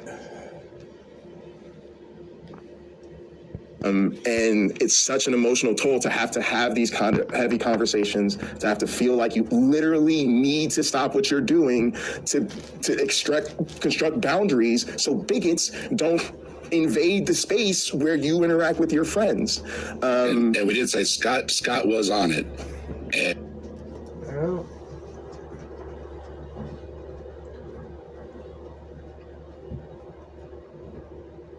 now, in this scenario, right, it's tough because it was set up in such a way, right? The stream was like challenging Jim Bob.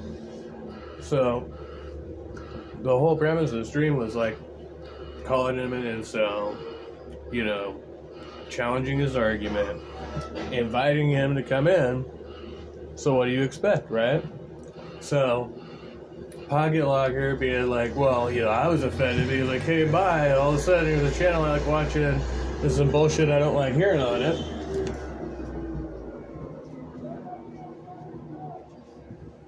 And, you know, it sounds like fucking tough titties, you know? Yeah, this is the internet. Like, we're around this shit. He just thinks that, you know, I guess you should dictate who needs. See, he's trying to dictate the way that Answers in Atheism runs the channel, because he feels a certain type of way about it, right? Feels a certain type of way about it. He watched the stream and his feelings got hurt, and yeah. And we do have to give credit to Scott. Right away, he was muting, and he was like, "Hey, you know what's going?" Scott basically told him to fuck himself, which was fucking hilarious. Good morning, Christian Carpenter. Good to see you. Went on, but again, we were trying to have the conversation, so then we kept bringing him back on. And lesson learned, Mike. Next time, listen to Scott. Well, shit. When you're up to your ass in alligators, it's difficult to remember that the initial objective was to drain the swamp. Okay, and that's where I was. And the thing with Stephanie, I was offended by what he was saying. I didn't find it okay, but then I kind of got the idea that Stephanie wanted to keep, you know, engaging. Well, that's an interesting way. You know, I'm just sort of thinking out loud here, but and I'm interested in what you think, Jay, and Bree and Stephanie as well. Would it make a difference from the perspective of a marginalized person if the conversation was like, so look, I'm pissed that he said that, and like my inclination is to kick him off. Now, the only person that can save you right now is Steph. If Stephanie says that you can stay on, then I will give you one more chance. Yeah, that would have been clearer. You know, because I just. Well, I don't know if it would or not. I kind of want to hear from the marginalized people about whether or not that would be a.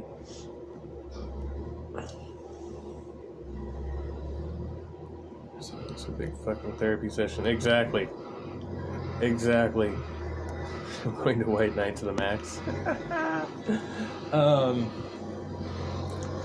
You know, that's what gets me is like, because this actually gives them more ammunition. Like, you know, for Jim Bob and his audience, you know, they're looking at this and laughing their asses off. Because now, you know, this is all the lefty snowflake bullshit, you know what I mean? All the fucking stereotypes. And it's like, I don't know, man. I just wonder why we have such an inclination to tolerate this behavior. Yeah, I'm not inclined. I mean, the problem is that sometimes it's like I already, you know, feel like in a position where it's like, okay, now that I've been like, okay, I've fucking, you know, dealt with some shit and I'm in recovery, so it's like, okay, there's like a chink in my armor, but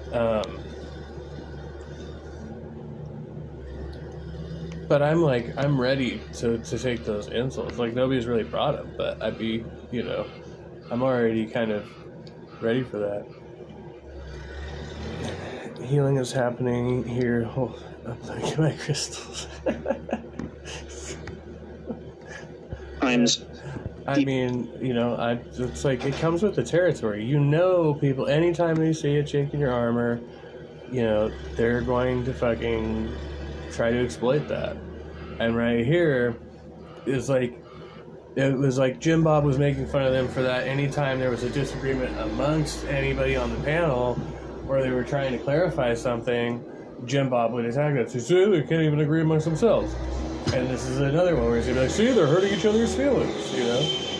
you have to take an incremental approach, and so I'm trying to think about whether or not there are any useful increments that you can I've been use to try and. I've been screaming from the rooftops about this guy for a fucking month, and I haven't been screaming. I'm not only screaming free about his bad philosophy, but about his fucking anti-feminism, his bigotry, his fucking misogyny, and just everything. This guy is a piece of shit, and I've been screaming that from the rooftops. And it's important to point out that he has 500 people on his stream listening to him live, and they're all going off. If you read his chat, you wouldn't believe the shit you see in his chat. And it's like, somebody take notice, because these motherfuckers are going to vote in November. These motherfuckers get to vote. And we have to pay attention. Exactly. And that's the point I keep trying to make. It's them, those big audiences they have, are influenced by these motherfuckers. And you gotta look at, not the Jim Bobs or the Andrew Wilsons you're trying to influence. You're not going to get through to that fucking guy. You're trying to influence anybody in the audience who's potentially on the fence on one of these issues. And that they exist out there. So, I don't know. And I think showing him up, I don't think it was all bad. It was good to see that kind of fucking rotten shit, you know? So the point I just want to make, and again, I want to kind of emphasize this. Egalitarianism over feminism. And I'm going to say this in kind of a nerdy way. I'm almost thinking about this from the perspective of an office manager. You're going nerd on us. Yeah, like it's nerdy office manager. I know. I think release on stupid now 18-year-olds voting.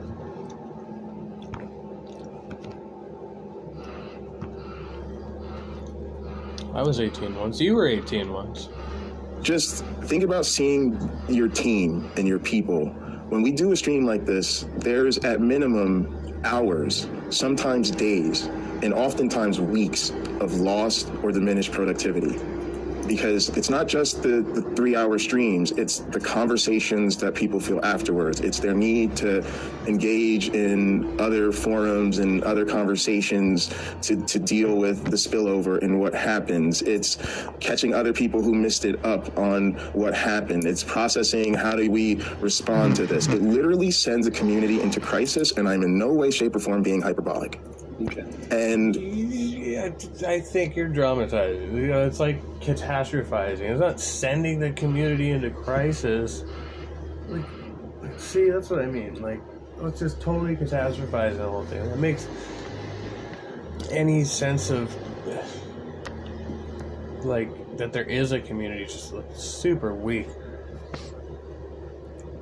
Shut the hell up, liberal. All right. Hello, Jill. Good morning. When it happens, it doesn't just happen. And this is the encroachment aspect. Okay, it's not just, oh, we saw Andrew Wilson debate Matt Dillahunty and be transphobic, and now months later we're dealing with Jim Bob showing up on Speed Stream. No, this is like the 4th or 5th channel in our community that's had a show or a flare up or something with Jim Bob, right? And that's what I mean about the encroachment. It starts, it's way out. They have the same thing with Nitty and Pine Creek. Some bullshit. Yeah, I was there for that one too. I really saw that. Out there, it's like not. It was around the time that Will got into this bullshit with pocket logging. And process, and then it gets closer. My timeline is correct. And closer and closer and closer. And each time it's the stream, and then the stream the day after, and then the response, and then a response to the response, and now somebody else wants to have you on to talk about the response, and And again, I'm seeing what happens when the cameras go off. It's hours, if not days, if not weeks of lost or. This channel, this is like I ain't grown baby on. Well, this is from Answers in Atheism. Anything opposite of rose painted glasses. Yeah. Diminished productivity every time this happens. And on top of that, we have to understand that our culture just keeps telling us that it's worth it. And so you have to think, when you think about the value of this conversation, value to who? And I think if we're supposed to be critical thinkers, we need to get more honest about the fact that, honestly, I don't think there's a lot of listeners in the margins in these conversations. Like, maybe, but it's really hard. Most people are dyed in the wool on one side or the other. But what does really happen is spaces where we're not dealing with these people, where we're not dealing with these bigots, where we can respond to them. Yes, we have our space to respond to what they're saying, to call them out. But we build community. And I'm just trying to be honest, for a lot of us, we have to weigh that balance. We can't just say, oh, I'm your ally, I'm here for you. Oh, but I'm also going to keep doing this thing that's harmful. Like, even like me as a biologist, right? Like, a big part of this is you got to remember that, like Steph's example, right? This person calls in and he says, "Oh, I don't know the difference between biological woman and trans woman," right? That is literally people using biology to harm people, and they. I don't know. There are people that might be genuinely confused on that issue. Will send the community into crisis as well.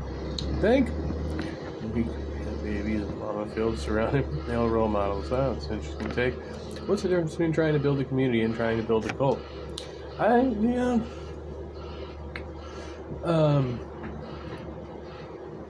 It seems, kind of similar. Similar.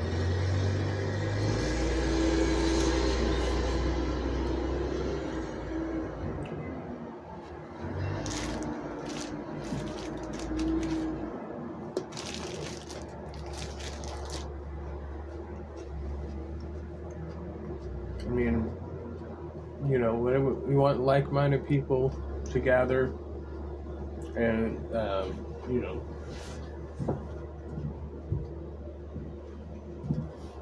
yeah, like-minded people, birds of a feather flock together. That's the saying, right? Or something like that. Saying that you can have somebody on your show a form of information control. I believe so. And I think that is essentially what Jay Bunny is advocating for here, or leaning towards. I say it would be better if you didn't have conversations with, X person, because I don't like their views, right? Even if the whole purpose is to argue against their views, right? I don't know. So you can't debate people, right? Or you can't debate people in places that are designated safe spaces by other people. I don't know who's designating that, like the safe space. Unless it's like your channel. So it'd be up to you to say whether or not it's like a safe space, right? Not the audience. think that, right? So we have to be aware. In this case, I mean, yeah, Jay's on the panel, but Jay's speaking as an audience member. Not just that they're being inaccurate about biology, but that they're weaponing biology in a way that harms people. Well, when we deal with these bad arguments, be they political, religious, or whatever, a lot of times we're dealing with people who have those harmful ideas. And the debates that we have are usually about topics that they use as instruments to do that harm.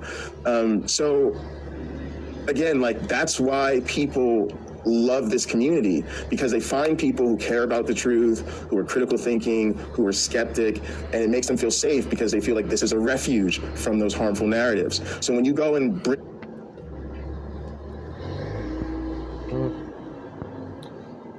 try to counsel children. Liberals are in crisis because their parents are atheists. Am I in a crisis? Those liberals. The children need safe spaces, but we're the ones in a crisis. He didn't say anything about children. He's talking about himself. But yeah. In these people from the other side, you're not just bringing in their bad ideas, you're bringing in the harm to the community that comes with it. And that's what has to be weighed against if we're making a difference with them, or if we're making a difference with somebody who might be listening. Yeah. I think that maybe there's a distinction that can be made between going on, into a neutral space, and interacting with that person in a neutral space or on their turf, and bringing them into your community where there's vulnerable people, the kinds of people that you want to protect, and allowing them to, interact with them, right? Like, it's just like when you and I did our stream, Jay, and Jim Bob was like, I'd like to come on our stream. And I was like, no, we're not talking to you today. We're talking about you today. I'll talk to you another day, right? And Pocket Locker was like, Jim Bob made me go out of airplane mode. I'm not giving you access to Jay. You've been cruel to Jay. It's not, it's not going to happen. Right? If Jay wants to interact with you, he will seek you out. Yeah, I'm not putting you in that position. I definitely think that's an important distinction, Mr. Anderson, and it does matter because I know people have different expectations. Than I have when I go into MDD, than I have when I go into even like a Myth Vision, versus when I have when I go into, like, say, a David Pakman, right? They're way out there, right? There might be still some overlap, but way different expectations. We should make sure Bree and Steph get in here because they've got a show to do. Yeah. Bree, Steph, any parting thoughts? Keep working it over, boys. That's what I'm saying. Just keep reworking it. And we're chewing on it, but we need a compass check here to tell us whether or not we're going in the right direction, because we're not you, as you may have already realized. I know, but do you want to be me though? I have a bad reputation about this kind of stuff. But I want to make sure that if I'm advocating for you, that I'm saying shit that you want said. Yeah, I mean, when it comes to, and this wasn't. To me, the crux of the issue wasn't trans related. Specifically, it was misogyny at the bottom line. It was seeing a woman being abused for her appearance in front of a group of my friends, and none of them like set that shit down and said, no, you're gonna. I mean, I'd like to imagine that if that had happened when we were all staying in a group, that he would have been put to task to apologize to the lady, but that didn't. That's just not the way it went down, and I was taken aback by that. And then it took Tsunami coming in to be like, this is how you respond when you see somebody treating a woman like that in public. I was yelling, hey, whoa, no. And it's like, my mute thing kept coming up on the screen. I was yelling into my microphone. I really was, Bree. I was. I muted you. I'm sorry. My daughter was killed by misogyny. She was, like I say, we were trying to laugh it off, but I was like, no. I don't like them talking about. Fucking 3:11 in the morning. I am dying. Like 2 more hours to go. So fucking tired.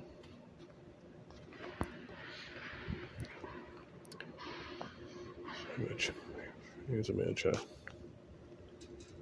You tried to debate Pocket Locker? We're talking about Pocket Locker. You're talking about Will.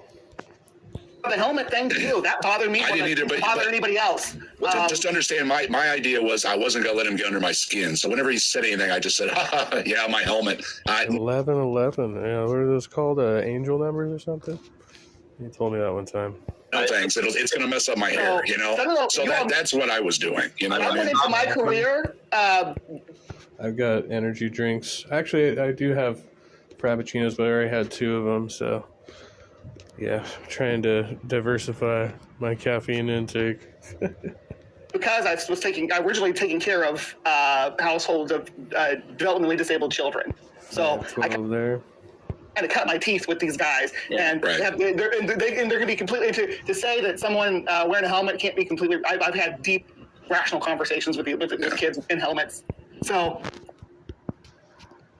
you're trying to defend Bree? What?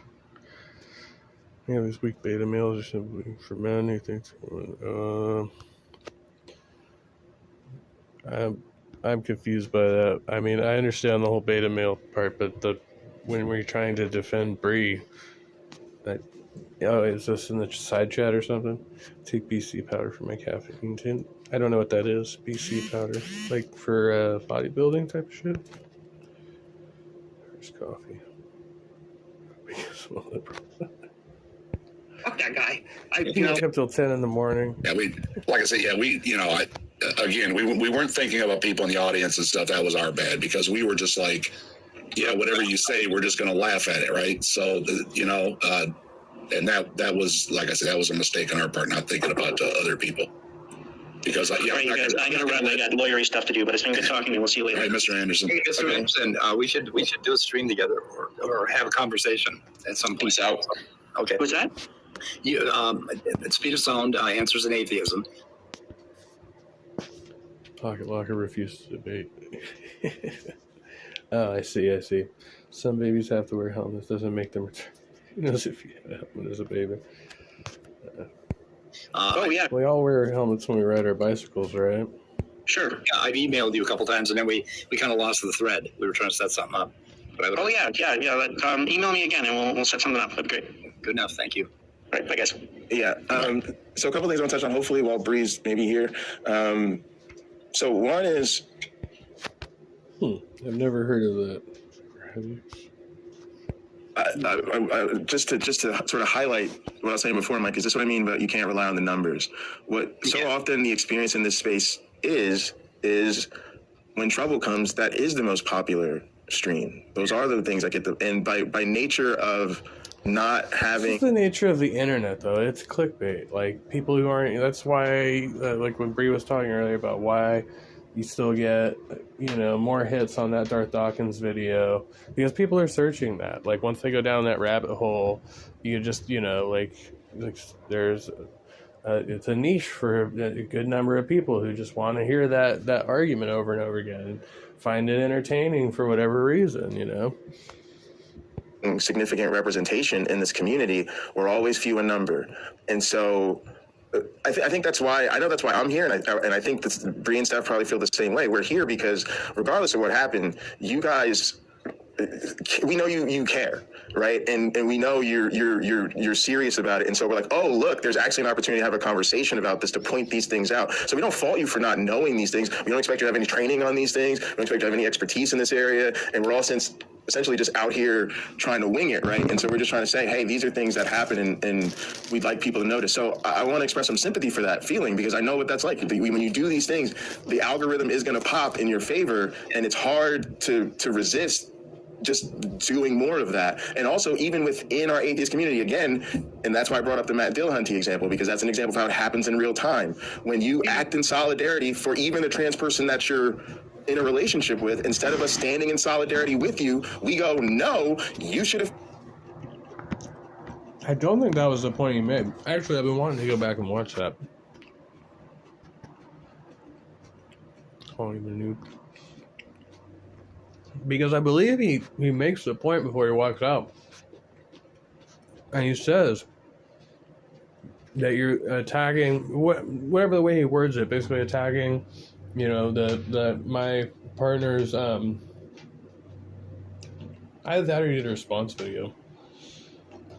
He's like, attacking my partner's, healthcare decisions wasn't the argument. And that was, essentially why he was like, well, now you're gonna, basically enter with that, because Andrew did try to make it the basis of his argument. It wasn't really addressing it.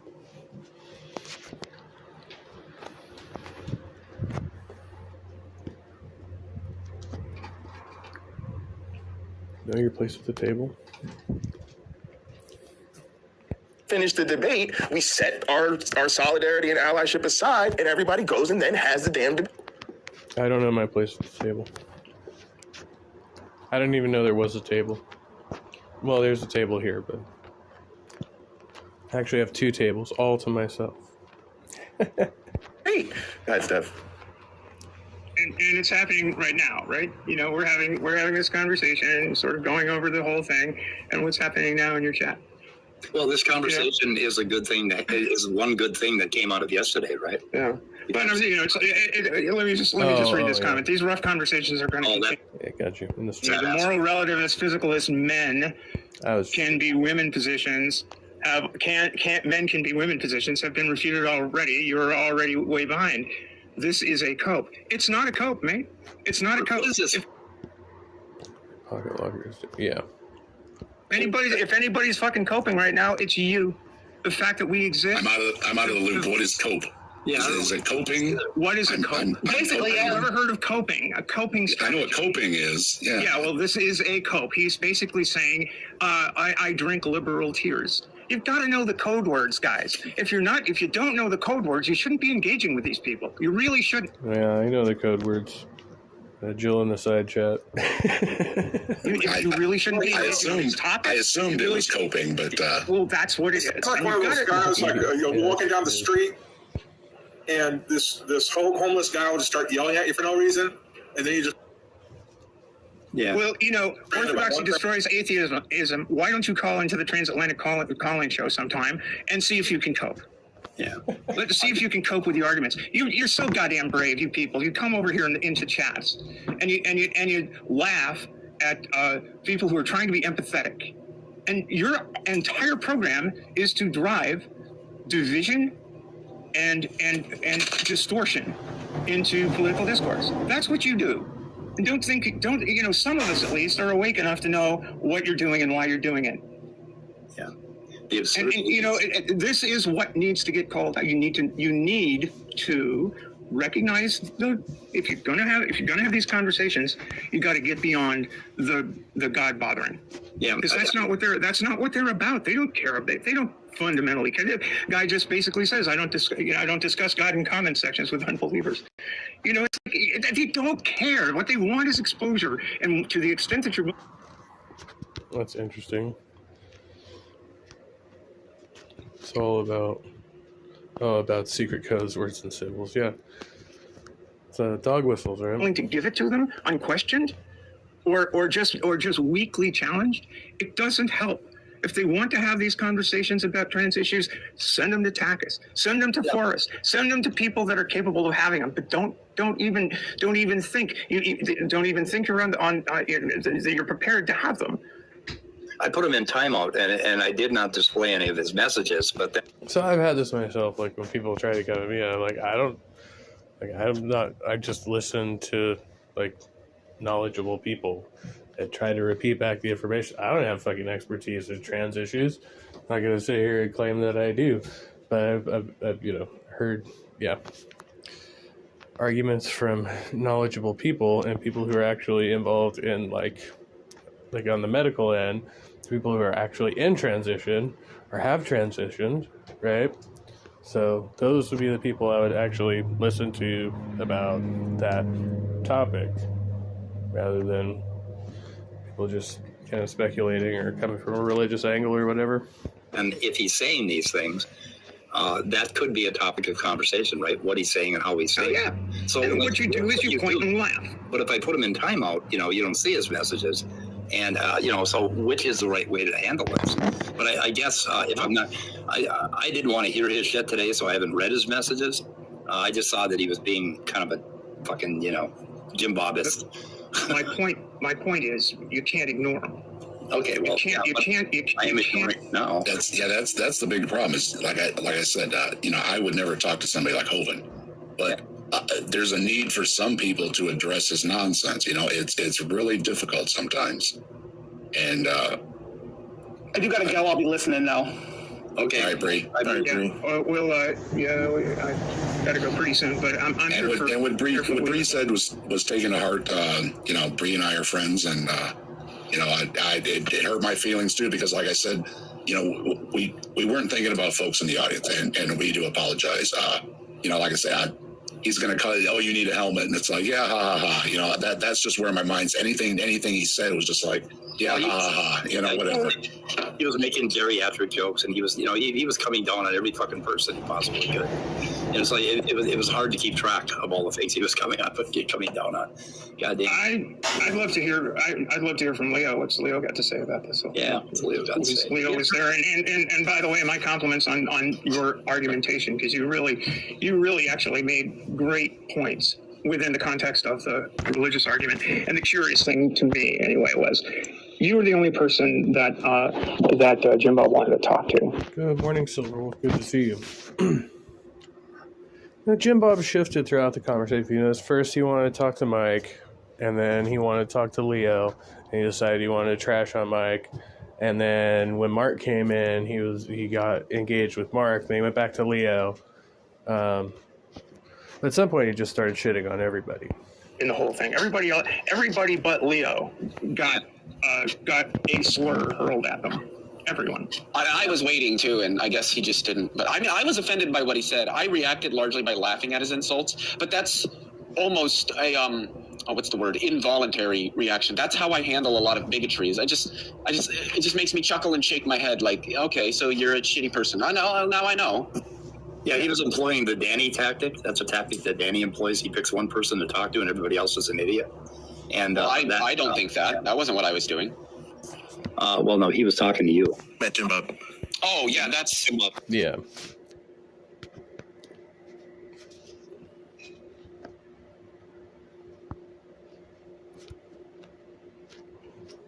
Was using the Danny tactic. He picked you out, and he could call us idiots every time we tried to, Mark and I and everybody else, every time we tried to say something. So that's an old tactic. He picked one. He tried to get you on that. Anytime somebody else interjected, that's when he would. It started with Scott, and then he just kept doing it. Anytime somebody would try to enter the conversation, because he thought he was dictating who he was going to be speaking with and guiding the conversation, you know. Typical Darth Dawkins bullshit. Information thing, but then, you know, he kind of got sidetracked. Well, yeah. Well, that's where I nailed him, was on the information thing. You're trying to make a false equivalency between the information that exists and the information that can be conveyed. In other words, you're trying to make it as if what we call consciousness is because consciousness is material, that other material is incomprehensible, I guess is the way I'd put it. It's like, well, you know, it was again mistaking the map for the terrain. Yeah, that's what's wrong with his thinking entirely. When he said, "Oh, the apple should have something in it that says apple," right? It should say apple in English somehow. Yeah, the information would be contained in the thing itself. But when we're talking about, like, he's talking about descriptors that are made by agents, right? Like conscious agents. This didn't make any sense. That the semantics should be in the information. What an apple is to an apple, I couldn't possibly tell you. Right. You know, So but what an apple is to a human, itself, right? Like that would be self. and I can describe. Right. And it's like, and why an apple why an apple that falls out of an apple tree is the same. Has the same modalities as what makes the moon go around the Earth. There's another, kind of thing. Basically, it's semiotics, right? Okay, you have the object, you have the Right. Yes, it is semiotics. Then you have that really, that's really key. Interpreter. That's really key. That's very perceptive. And then you have the third thing, which is the sign. So if you see bear tracks in the woods, right, the bear tracks are the sign. And then you have the person that's interpreting the bear tracks, and then you have the actual bear, right? There are three different things. And semiotics always draws it out in three ways. But what he was doing is ignoring the fact that there was an observer, that there was somebody that is adding that semantic aspect to the information and saying, oh, no, it should be inside the information. So he was mistaking the map for the territory. And that's what his argument, the two-premise argument that we were picking on, that's what he was doing there, too. He was that's why. Interesting. His premises, I don't accept. Don't work, right? Yeah. Can I say one more thing really quick? Yeah, go ahead. So I mean, I feel like I'm just kind of trying to justify my laughing because that's probably not the greatest response. But one of the reasons I didn't really say anything is I didn't want to like egg him on and get him to just keep going. You know, I was trying to avoid that. But also, it was quite clear that he was backed into a corner on every point, didn't really have much place to go. And that's why when people said something to him, he just lashes out with these. Yeah, exactly. He did the Mr. Anderson T thing, right? Yeah, it doesn't justify his insults by no means, but I do kind of find it funny when you have to resort to just open fucking bigotry because you have nothing to say. Like, what the fuck are you doing here? And two things on that, Leo, and I thought it was fine, laughing, but because I think pointing and laughing is actually a useful strategy in those circumstances. It's like, you must be fucking joking, right? Is that all you got? You know, that is a useful strategy. So a useful strategy to point out exactly what you're laughing and joking about. Because I think that, as I said before earlier, it's exposing the poison, and in doing so, you show what the motivation is here. I mean, you know, I was the only person who, when the guy got, I bet you think that a man can get pregnant. I said, why? As a matter of fact, yes, I do think a man can get pregnant. Would you like to discuss that matter? So it's like, you know. Yeah, you did say something to that effect. I don't know exactly. Sweet Jordan videos. Do what you feel like and respect that? Question mark. I guess so. Homebound, good on you, Tog.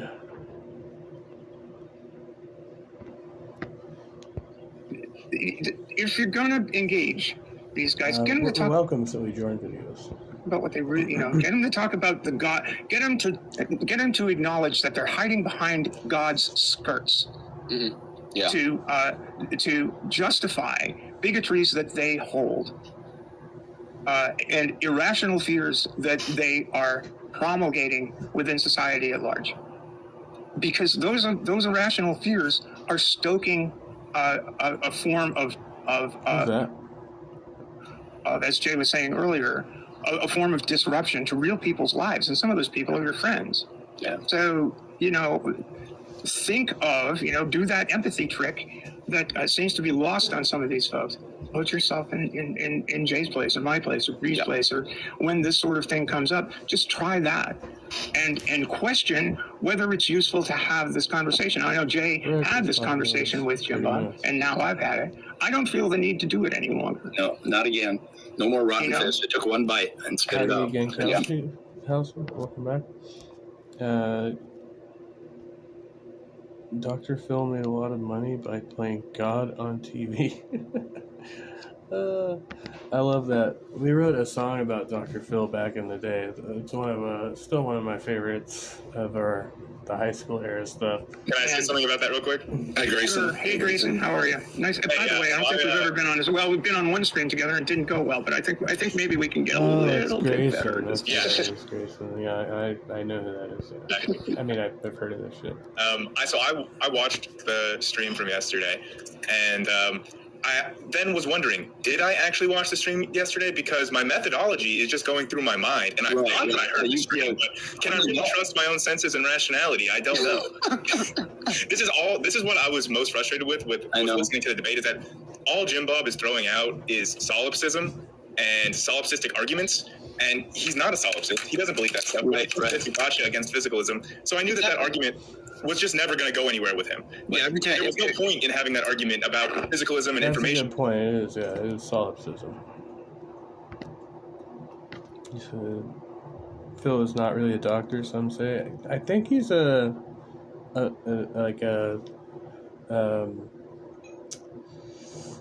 he a psychologist? Like some kind of psychologist, or like behavioral health tech or something like that? Like basically a social worker or whatever, I think. With Jim Bob, because at the end of the day, he's just always going to revert to solipsistic arguments. Yeah, and he's always going to go meta and ask you, how do you know that? That's what they all do. How do you know anything? How do you even know that you're not a brain in a vat? And I just look at him and go, here is one hand. And like, therefore, you're dumb and you don't know what you're talking about. I don't know how many of you. So, yeah, I was actually like, when Tsunami joined, I was like definitely like yes. Like I was like it was very cathartic because I was getting frustrated with the conversation. How like I understand that you guys wanted to keep bringing it back to the topic at hand, which was like information, physicalism, but I felt like that was ultimately never going to go anywhere with Jim Bob. And like he kept making these passing jabs, like calling you guys brain dead or moronic or throwing out bigotry or transphobic. Well, he was supposed to be defending his 2-point argument that they were criticizing, but he just ended up like just leading them around by the nose on like random tangents, really. Yeah, and I was like, every time he would do that, y'all would call him out, but then also try to go back to the conversation that I felt was just going in circles. Like I so felt it was like actually like you should have like gone back to the argument, like point for point, put it up on the board, and be like, "This is what you said in your video. Defend it." Like very cathartic to hear somebody just like verbally put him in his place. Like, well, I got enough information from him to like when I said that I had him by the short hairs. I got enough information from him in the way I wanted it that I could present basically an entire counter argument against what he was saying and show exactly what he's doing. Because it's really difficult when you look at that premise one, and he's Oprah took him and went from there. He starts talking about the effects of physics. It's difficult to see how it is wrong. Okay, when you first look at it, you're like, what the and that's because it's confusing, right? Like effects of physics aren't true or false. Most people hear that and are just, it's like a gear slips for a second, right? And that's one of the things that happens with people like Jim Bob. Oh God, I mean, Kent Hovind tries to do shit like that. They try to get like the gears to slip a little bit so that you're sort of off on the other track instead of on the main line, if you get what I'm trying to say. Yeah, I think Leo Phillips actually had him give a tacit concession when it sounded like he kind of agreed that it wouldn't be a conceptual problem with physicalism if you had a proposition, which would be a thought, and then a second order thought about that proposition there by making the first thought or the first proposition a referent. But then, like, it kind of just like derailed. He just went on a rapid fire questioning. So, like, I think with people like that, you just need to give him, tell him that he needs to give the argument for the independent argument for Q1. And I'm not sure he would have been able to do it, and it would have looked really funny. Yep. Definitely. Right there. Exactly. We would be able to do it. Yeah, and then again, that's to me that's setting aside sort of the instrumentation of why he even wants to do this. So one thing that's also important that we think about when these things happen. One of the things I've noticed consistently is marginalized people eject themselves from the space. Sometimes they're told to. Sometimes there's literally explicit messaging. Well, we need to have this debate, or we're going to have this. See, I think that's interpreted, right?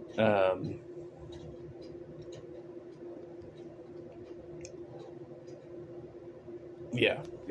So people choose to leave those spaces because they feel unsafe. Doesn't mean that they are unsafe, right? Or that other people should necessarily be obliged to defend them, especially within that context, right? Because it's a diversion. It's a diversion from the actual conversation that's taking place.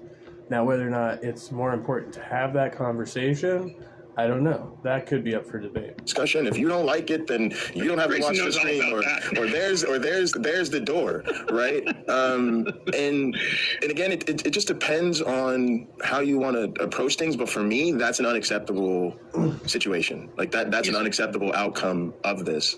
I was listening as I was off doing my little errand, and Jay made the point about I talked about the guy who called into TACUS today and was going on about biological, the difference between a biological woman and a trans woman, and it was like the call worked out really, really well. But the thing is, the guy was using that phrase because he's been taught to. Yeah. Because some of the folks that are using that phrase like they did, like they're doing in chat now, like they did yesterday, like they do every place they show up on the premise of having an argument about God beliefs and shit like this. They use that, and it spreads, and people who don't know what they're implying. In other words, the people who are weak in biology. I mean, it's like, what isn't biological about me, right? We can go through all of the arguments. Yeah. Is it chromosome? Yeah, true. Whoa. well, they're phenotypes too. Is it the genes? Well, the genes. The actual term would be biological female. You're born female at birth. You're female at birth, right? Biological female. Yeah. It's, depend on very. Saying biological woman does seem like a new.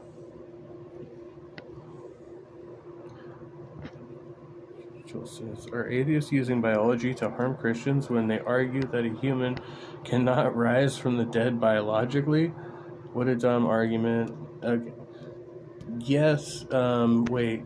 No, that's not even biology. That's just like, well,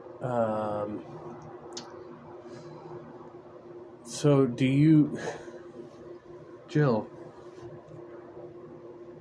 what, other than the Jesus story, what evidence do you have for anything that was living, dying, and then coming back again?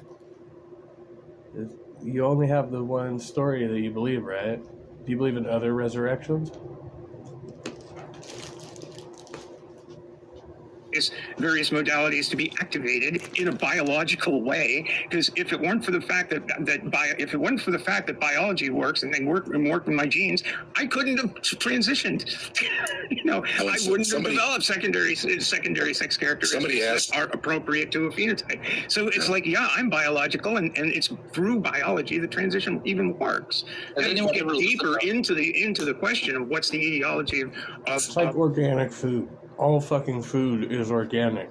Dumb shit. Of a person being at odds with their birth sex from an early time, or at some point in some point in their lives, and go into that. But what does it matter? What does it actually matter? Somebody asked me in the chat. Why are you so fucking upset about it? This is why these people need to call Takis or speak with someone with the capacity to discuss matters of biology, like Forrest, or like someone who's gone through the process to get a grasp and to listen to. Is biology humans don't get pregnant or rise from the dead? The atheists using biology to harm Christians by arguing these points? I mean, not intentionally. Attack the ideas, not the people. You got ideas that are unscientific, to real experiences, rather than getting up on a highfalutin plane, on Mormon discussions. Two cis guys, two ex-Mormons, a couple of former bishops. Neither one has any. That's on the individual, whether or not they're so attached to their ideas that having their ideas challenged is a challenge to them personally, like them as a person, attacking their character, right? It shouldn't be. But it is for those who are convicted. Biological training, and they're all sitting there talking about the trans problem. Right. Somebody asked if Jim Bob denied evolution. He does. He sounds like Tucker, and there's no evolution. That's kind of it. God made Adam and Eve and all that stuff. Yet this coward argues such is the case when we bring in biologists to say men are men biologically and cannot become women. It's just biologists who disagree with that.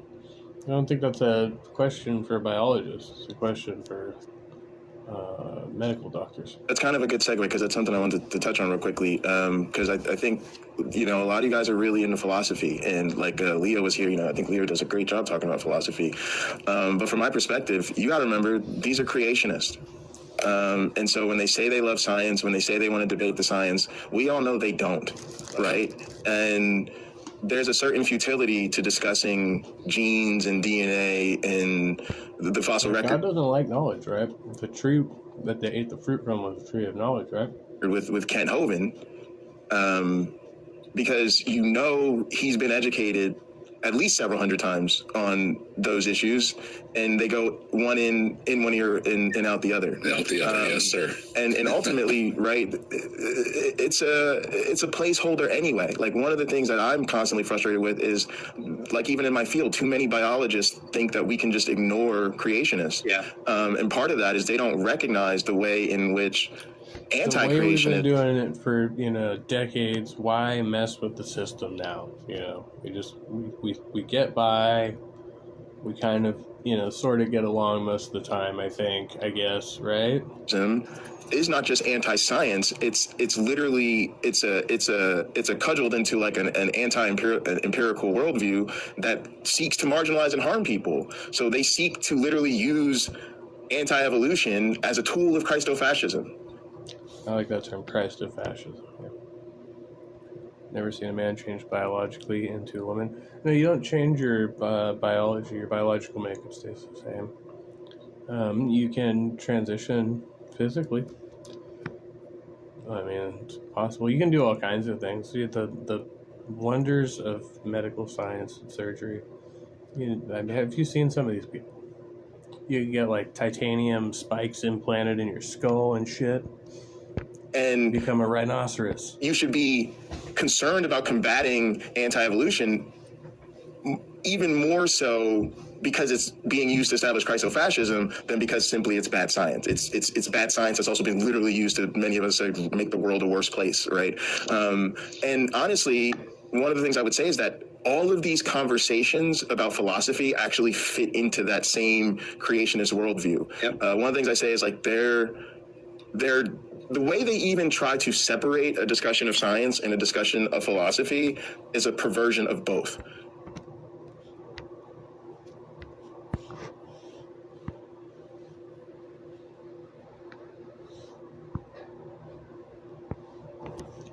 Look at this guy.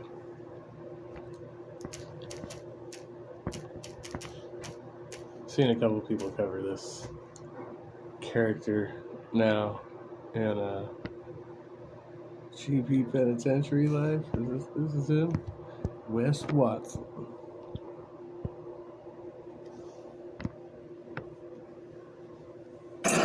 So some of you guys who follow me on Instagram or not, I go to the gym in Pacific Beach. That's where we're headed. One of the most beautiful parts of San Diego. The gym's a bodybuilding gym, been around like 30 years. Honestly, when I first got out of prison, I didn't want to go there because everybody was so jacked. It was just so intense that they were all bodybuilders and shit. And I'm prison yoked. You ain't gonna see me laying on the front of my Lambo. Intimidated by the bodybuilders. I'm prison yoked. My fucking abs oil. I'm gonna roll up blasted with normal fucking clothes on. I'll be wearing Speedos and shit. But all you motherfuckers do that shit, more power to you. Ain't my shit, I'm prison yoked. I ain't fucking buff. But whatever, cancel me for that shit if you want. It's just not my fucking look. Real fucking men getting jacked in the penitentiary, coming out to the street just slung with that ink that scares motherfuckers on the street because they're walking vaginas with their tampons falling out. But whatever, cancel me for that too. Just keep canceling me. I'll still make it. The whole point is people are craving the truth, and all you guys are too pussy to tell it. No, you're not gonna die from working out twice. You're not gonna die from eating a low-calorie, high-protein diet and actually getting ripped. You're actually gonna die from being a bitch and not living the life you want. Because the price of procrastination is the life you could live. You're gonna die from being a bitch. Why did say biologists disagree? Wait, what? I said some biologists would disagree. There's some biologists who say that and some who don't. Wait, are you talking about Richard Dawkins? Biologically, men cannot become women.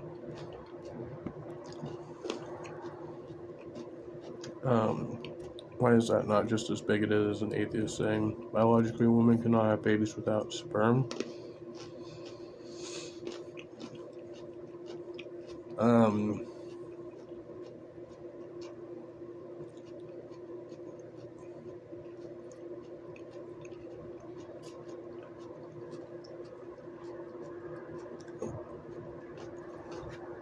Because that's not the argument. They're still denying that trans people can transition. Like, just because they keep using the word biologically doesn't mean that the connotation isn't that they just can't do it, right? Or that they won't acknowledge them, right? They'll dead name and use the wrong pronouns intentionally. That's the argument. I'm not talking about a biological argument. There's nothing to do with that. Inserting the word biologically in there doesn't change the nature of the argument. Motherfucker, you know that. Pre-workout, 20 minutes before we lift. This is the second time training today. For all you pussies out there who are like, I don't know, like, is that stuff good for me? Shut the fuck up. I used to smoke fucking meth in prison and drink Pruno and... I was watching that. That's crazy. He said it's good for me. Yeah, shut the fuck up. I used to smoke meth in prison and drink Pruno. Two standards? It's not a double standard. there's a question of medically transitioning genders is not the same as like changing biology. Like biology is, yeah, you know.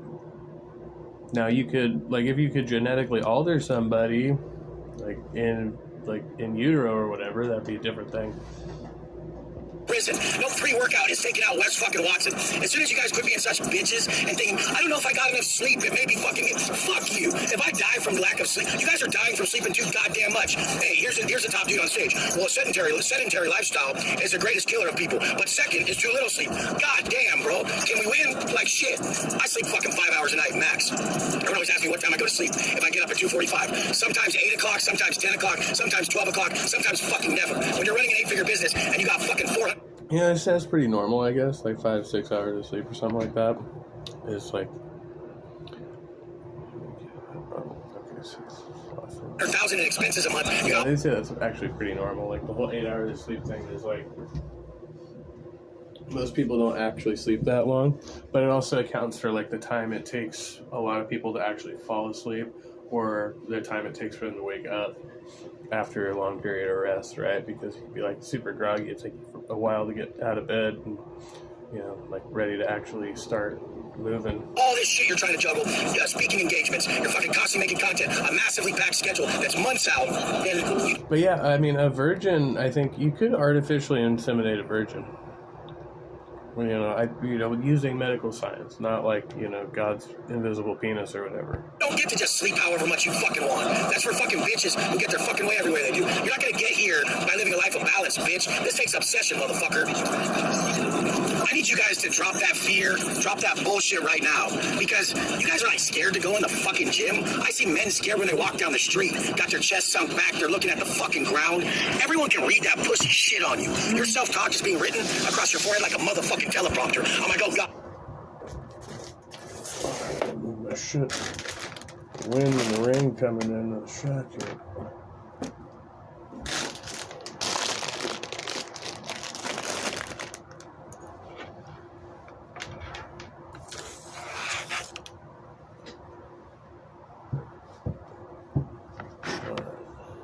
Sick. I look at this pussy as I see these bitches of men walking up. I don't give a fuck who you think you are. You will not steal my fucking comfort from me. That's what you guys need to fucking start telling yourself. And the only way that you'll be confident enough to not let people in situations make you feel uncomfortable is to hold your motherfucking word to yourself. Fact is, I've walked in every chow hall in the hardest California prisons. And there's way more at stake than me walking in this goddamn gym. Me, I'm scared to walk in the fucking gym. I've heard from at least 2 sources now. I don't know, I haven't corroborated it. But from at least 2 sources now, I've heard that this guy, it says that he has done time, but he lies about his the nature of his crimes and his time in prison, including like where he was actually posted up at, where he was doing time. So that's just what I've heard. We argued biology says men cannot become women. Potlicker bigot. Using biology to harm, but the atheist says virgin birth is myth. Biology says women can't get pregnant without sperm. It's not just biology. Like it's keep saying biology. Like not all science is biology. Biology is like one aspect of it. But yeah, biologically, people usually procreate by putting sperm into the. So yeah, but I was saying like you could do an artificial insemination if you had the right tools. I think, and a woman could still be a virgin technically. Right? She's never had sex with a man without sperm. Stop being dishonest. I didn't say there was no sperm. They could have like somehow gotten the sperm into the egg differently. I'm not saying it didn't happen. I'm just saying I don't think it was a magical god penis. I don't know. I could never follow any religion that can't stay consistent in what they say is the keystone of their faith. Science. It's not a religion, though. It's really not. With a bunch of fitness influencers, when I've walked in the craziest chow halls in Cali prison, motherfuckers don't give a shit. New tats just beat red blasted on their face with a guitar string. You guys don't even fucking know. You're afraid of shit you're making up. A whole world of pussies who are afraid of shit they're making up. And let's get Angie on this.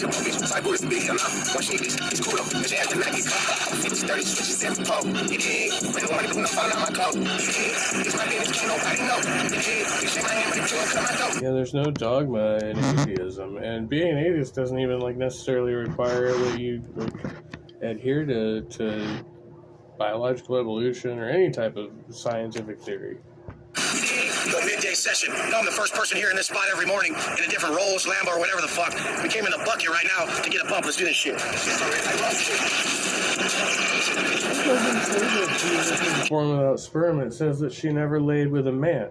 I said if you can get the sperm of the egg without laying with a man, then it's still coherent.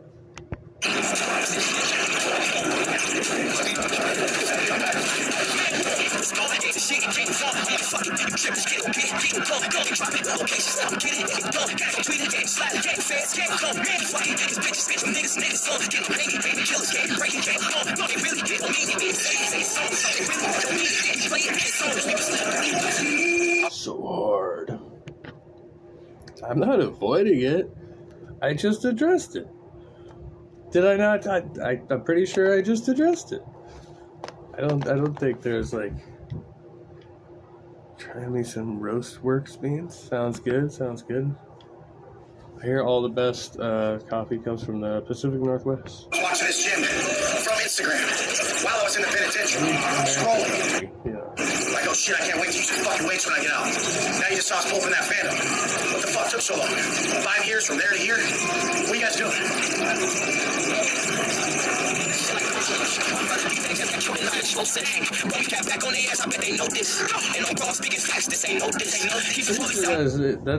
That's not how I do reps. Is that how you do reps? I don't know about that. We don't post shit. Push trigger, have y'all people who know you don't post it. They like Dirk is ass the same, you won't smoke shit. You can bleed whatever you want, I got your folks it. Don't respond, the shit came from. I'm like, fuck it, trip is getting big, go, drop it, location, stop, get it, go, got it, tweet it, get slide, get fast, get come. Let's see how loud we'll listen. What do you got? 240. 241. See how we say I'm 5'3". You guys always say I'm 5'3", 120. Let's get the measuring tape out. He's like 5'3". He's got like a Napoleon complex or something.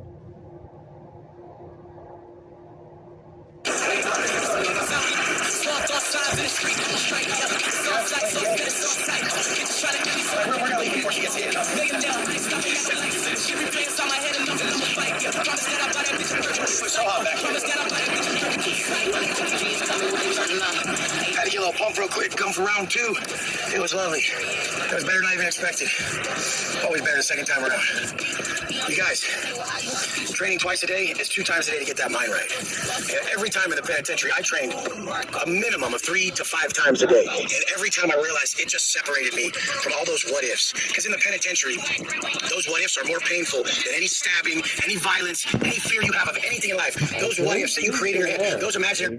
It's more painful than any stabbing or violence, like including the essays. Evils, those are more painful than anything, and the workout cured it every fucking time. So I rarely go to the gym midday, but I'm going to start. That was too fun. I love getting a pump midday. It's like a break from the world. You get in that flow state, and you really just forget about all of life, all bills, all problems, all the things, all the stressors that life brings your way.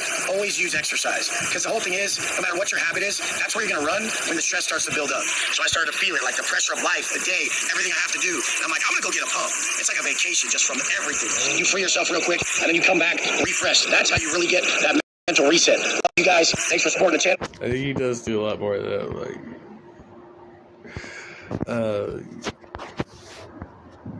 you're a bitch. You're not living your best life. You're a bitch, or something like that. I don't know. I've seen other clips, so that one wasn't as bad.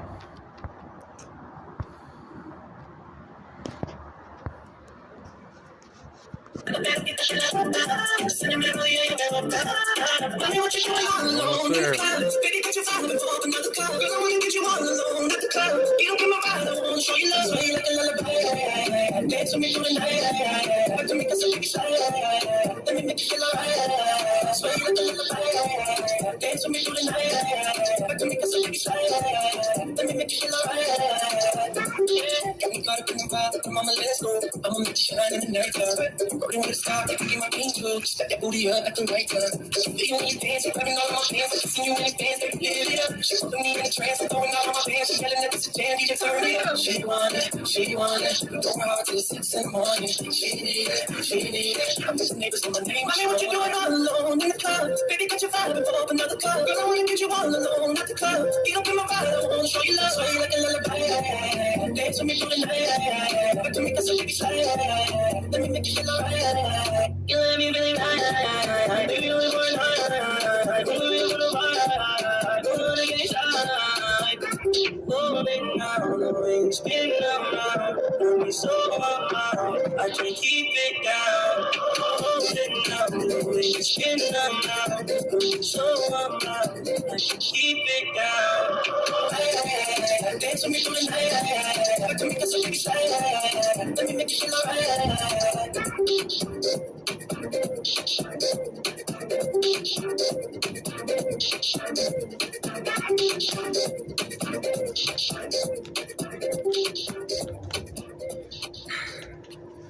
This is what women are doing when they're claiming being a housewife is the hardest job in the world. It's so difficult doing this, guys. It's literally a full-time job. 2 Whopper Juniors and fries. Oh, you're eating Burger King? That makes me hungry for Burger King. 2 Whopper Juniors and fries. Hello, Big Mac alert. Let's do more Spanish music. Antil Caliente. What's my favorite one? Literally the SpongeBob SquarePants theme song in Spanish.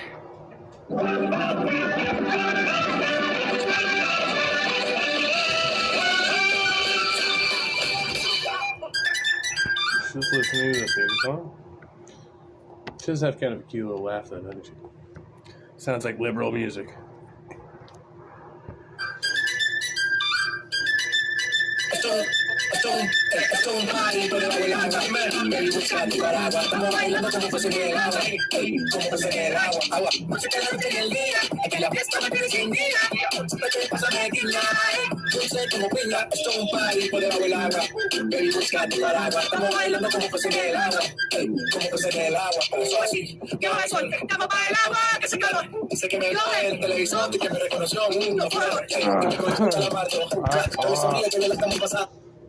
This is a good push my buttons.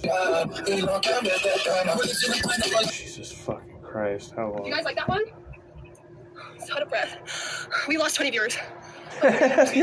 Rightfully so. That was awful. My fans. Hi, Reenie! I really can't believe I watched this shit. What are you talking about? Jews love watching Goyim women degrade themselves. It's like their favorite pastime.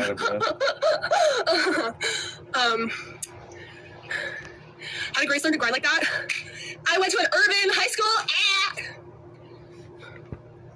You know, somebody once told me I looked Mexican. I took it as a compliment. Does that mean it back wasn't then. segregated? Because being white was not cool. But now I take it as an insult. Grace and Ice Spice have the same dance moves, and I love that for her. Renee, they also have the same Holy fucking shit.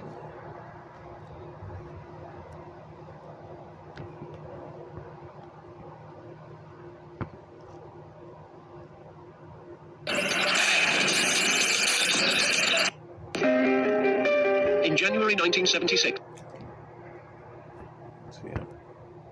And I would have a look through on the page just to see if I felt like I could engage with it. Was it like easy enough for my mind to access it?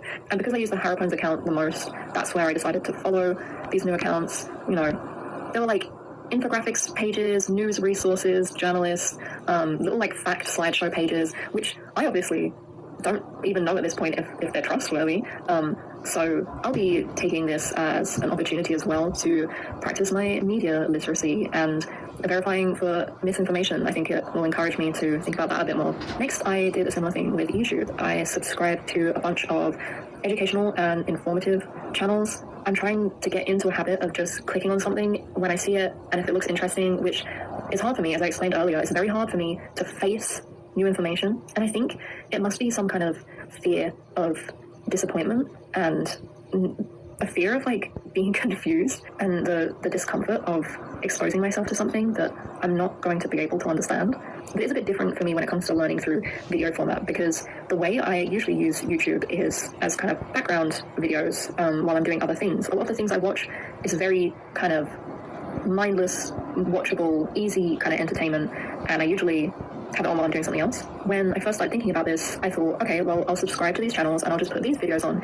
Instead, I'll kind of like replace one comfort video with something useful. But that turned out...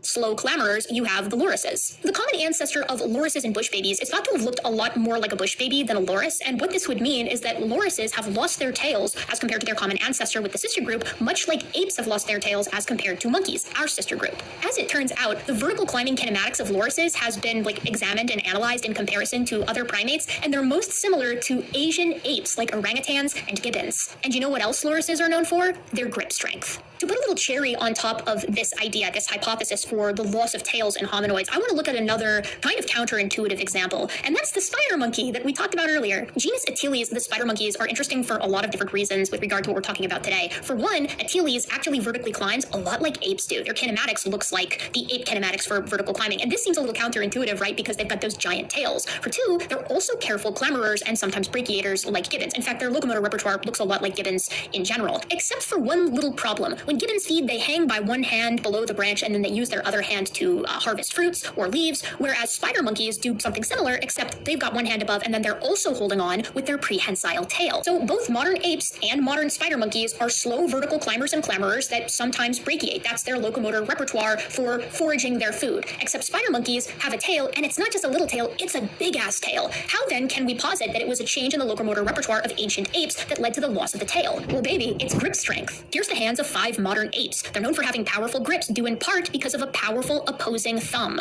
But genus Ateles doesn't have a powerful ape-like grip. And do you know why? It's because genus Ateles doesn't have any thumbs. So what I'm saying here is that it's convergent. The slow vertical climbing and clamoring that we see in atelids like spider monkeys and that which we see in hominoids are both achieved. Don't say. You didn't say. Yeah, 5 fast. You think you've seen her before? You already wrote it? What is the name? What is a juggalo? It's Gutsy Gibbon. She's amazing. I said that in the comments once in her live, and she read it. And she thanked me. Through different means. In hominoids and in lorises, this method of locomotion and foraging is facilitated by a powerful grip. This in and of itself made tails kind of pointless, and so the tails were lost. On the other hand, what we see in the atelids is an arrival at the same conclusion, but instead all of... you have to do to impress me is give me attention. That's all it takes. Losing the tail, they actually lost the grip and increased the mobility of the tail, which effectively acts like a 5th limb. Slow vertical climbing and clamoring opens up the terminal branches of trees to foraging, but it requires mobility and multiple points of contact in order to do so safely. In the case of hominoids, they achieve... She's smart as fuck. She's doing her, whatever. I don't need to prop her up. She's got her own thing. Gutsy Gibbon. The greater grip strength, and tails became redundant. In the case of New World monkeys like atelids, they achieved a prehensile tail, a 5th point of contact, and grip strength became redundant. Both groups also evolved mobile limbs in the form of flexible wrists and shoulders, as well as an orthograde or upright posture, since they're hanging below the branches for much of their feeding time. But the inciting incident, the inciting feature for each group to move to this new style of foraging and locomotion was different. That's so cool. I think this is a super strong hypothesis with regard to why hominoids lost their tails, not the least of which because it draws from multiple lineages. To be clear, this isn't the only reason why a lineage might lose a tail or gain greater grip strength or gain a prehensile tail, but I think it makes a lot of sense in the context of the lineages that we're looking at. With that in mind, how does something like this happen? Like, mechanically speaking, how does this go down? How do you go from a population of tailed critters to a population of tailless critters? Is it gradual, like we see with some characteristics, like the migration of the blowhole or nostril in cetaceans? Or is it like one and done, like over the course of one generation you have an individual that's born and they're just tailless? The answer may surprise you. Our paper today is fortunately open access, so we can look at as much as we desire. It's titled On the Genetic Basis of Tail Loss Evolution in Humans and Apes by Gia and colleagues, and like I said earlier, it was published this previous February, and in fact it was like published a couple days ago. That being said, there has been a preprint like available for this thing for several years now. We've been waiting for bated breath for this bad boy to come out. So as usual, we will start with the abstract. The loss of the tail is among the most notable anatomical changes to have occurred along the evolutionary lineage leading to humans and the anthropomorphous apes, with a proposed role in contributing to human bipedalism. The only way that the tail loss could contribute to human bipedalism is kind of potentially predisposing an organism like a tailless ape to be bipedal. So maybe that's what they were going for. It's kind of occurring to me now that maybe that's what they were going for the whole time. Even if that is the case, I think they should have specified, because I don't believe they do later in this paper. Yet the genetic mechanism that facilitated tail loss evolution in hominoids remains unknown. Here we present evidence that an individual insertion of an ALU element in the genome of the hominoid ancestor may have contributed to tail loss evolution. So an ALU is just like a repetitive DNA element. That's probably a simplification, but that's really all you need to know for now. We demonstrate that this ALU element inserted into an intron of the TBXT gene pairs with a neighboring ancestral ALU element encoded in the reverse genomic orientation and leads to a hominoid-specific alternative splicing event. We're going to break this down in a minute. To study the effect of this splicing event, we generated multiple mouse models that express both full-length and exon-skipped isoforms. So an isoform is just a type, right? So they're basically saying we tried this ALU's impact in its like partial form and in its full form, if I'm understanding this correctly, mimicking the expression pattern of its hominoid ortholog. This is because ALUs are primate specific typically, so they went to the mouse model and they found like the mouse version of what's going on in hominoids, and they kind of like inserted it. They inserted a version of what we see in hominoids into mice to see if they're born tailless. Mice expressing both TBXT isoforms exhibit a complete absence of the tail, or a shortened tail, depending on the relative abundance of the TBXT isoforms expressed at the embryonic tail bud. So I'm assuming this just means there was variation in like where the expression happened, and if it was like at the very terminal end of the developing tail bud, then no tail, and if it was maybe off to the side a little bit, you might get a little bit of tail formation. These results support the notion that the exon-skipped transcript is sufficient to induce a tail loss phenotype. Moreover, mice expressing the exon-skipped TBXT isoform develop neural tube defects, a condition that affects approximately 1 in 1,000 neonates in humans. Thus, tail loss evolution may have been associated with an adaptive cost of the potential for neural tube defects, which continue to affect human health today. TBXT is a gene that is associated with tail formation in primates. The authors of this study found that a specific ALU found in an intron of TBXT interacts with a neighboring ALU not found in the intron of TBXT, and that together they cease tail formation in hominoids. So all primates have the tail formation gene, but there's funny business going on in the hominoid genome with these specific ALUs interacting with one another that like stops the tail formation from actually happening. This was theoretical. Like just looking at the genome, it seemed intuitive to say, given what we know about genetics and how all of these elements are interacting with one another, this is probably what's causing tails not to form in hominoids, in the apes. But these authors took it a step further, and they took the ortholog, so the gene that is similar, analogous to what's going on in primates, the TBXT gene, they found that in mice, and then basically did what we see in the hominoids to some model mice. In the body of the paper, they say, examining non-coding hominoid-specific variants among the genes related to tail development, we recognized an ALU element in the 6th intron of the hominoid TBXT gene. This element had the following notable combination of features. 1, a hominoid-specific phylogenetic distribution. So this version of the TBXT gene, while TBXT is found in all primates, this version was only found in hominoids, which is what made them go, maybe it's related to the fact that hominoids are tailless. 2, presence in a gene known for its involvement in tail formation. Again, they knew it had to do with tail formation. And 3, proximity and orientation relative to a neighboring ALU element. First, this particular hominoid-specific ALU element is from the ALU-Y subfamily, a relatively young but not human-specific subfamily shared among the genomes of hominoids and old-world monkeys. Moreover, the inferred insertion time, given the phylogenetic distribution, coincides with the evolutionary period when early hominoids lost their tails. So guys, that is critical, and I feel like not enough people are harping on this. The molecular clock expectations of this gene match what we see in the hominoid fossil record that we just spent 15 minutes discussing. Good beans in mice. Indeed. Almost Yet there. again, evolutionary theory. We're almost there. Hit the thumbs up button if you like. being the gold standard of science. Second, TBXT encodes a highly conserved transcription factor crucial for mesoderm and definitive endoderm formation during embryonic development. So it's at play during development in Say that 5 times fast.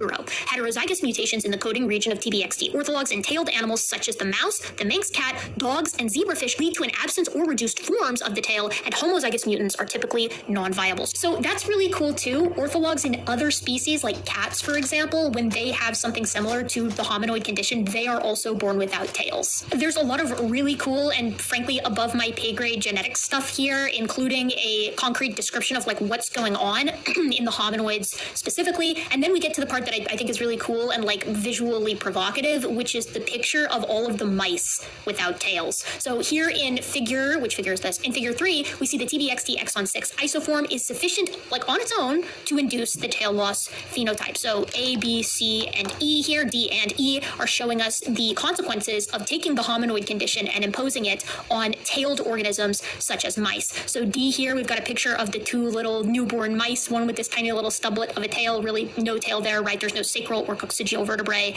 present at all, which is like actually a more extreme condition than what we see in hominoids, where we have sacral vertebrae, our sacrum, and coccygeal vertebrae, our coccyx. We just don't have anything further than the coccyx. So really, I think what we're looking at as the best analog for the hominoid condition is actually this one here that has 2 to 5 caudal vertebrae, because we have 3 to 5 caudal vertebrae, right? They're just all fused into a single bone, the coccyx. Now, the fact that there's so much variety here that encompasses both more extreme versions than what we see in hominoids and more conservative versions is explained here in figure 4, which notes that introducing inverted intronic sequence pairs induces short-tailed phenotypes in mouse models, phenotypes meaning more than one, and they do elaborate more on this in the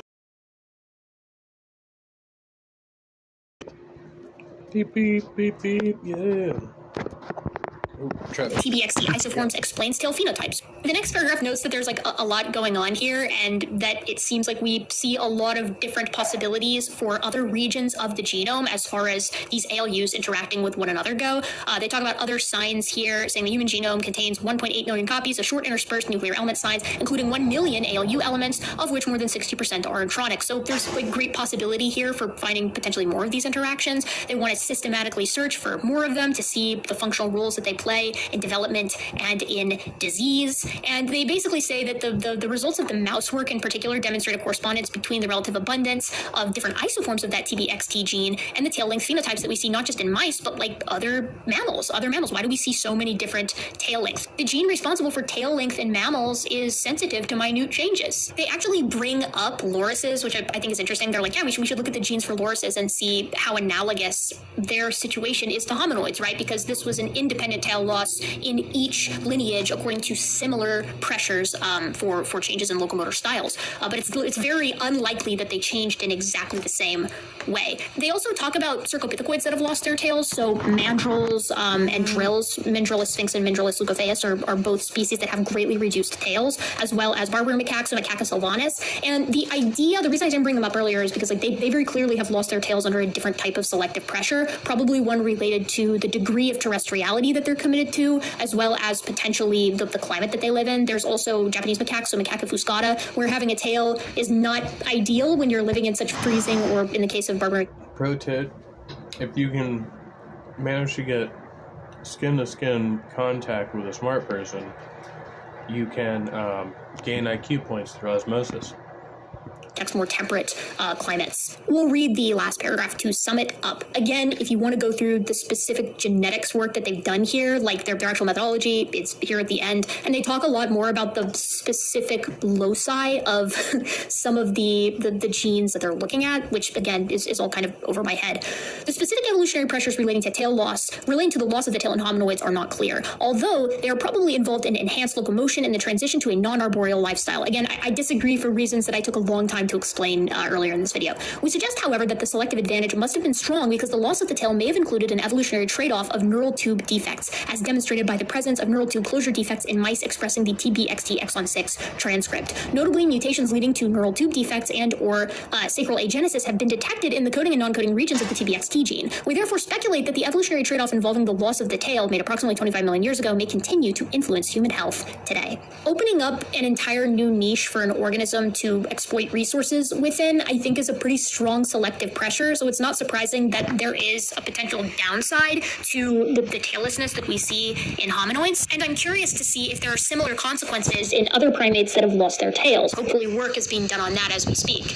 But yeah, I think this paper was super duper cool. It's a great example of how predictions work and come to fruition in evolutionary biology, given the ALUs that they were looking at have been hypothesized to be potentially responsible for quite some time. And now they've got the experimental support to kind of prove it. I mean, you don't prove anything in science, but you kind of get what I'm saying here. I think we have a pretty concrete how and why as far as the loss of the tail in hominoids, which means we're this much closer to understanding our entire evolutionary lineage in full.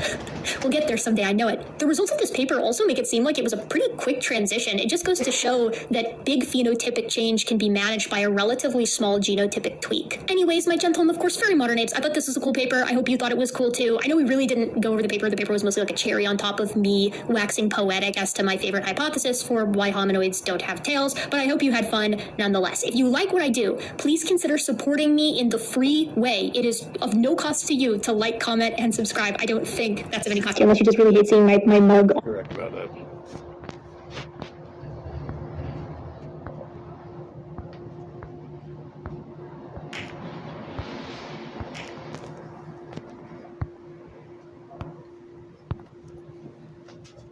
Just a quick question. I've met quite a few kind Christians before, but I've noticed quite a few of them have a really, really awful takes on, well, I guess race and stuff like that. A lot of racism is involved. It's Probably weird. the Orthodox. Probably the Orthodox. Racism and like what? Are you talking about Jews? Are you a Christian? No. So then, what would be your grounds for any ethical imperative, such as that you would oppose racism? Well, why? Since you're not a Christian, here's the question. I'll simplify for you. Since you're not a Christian, why would anything be wrong? That's a question, but personally, I'm no.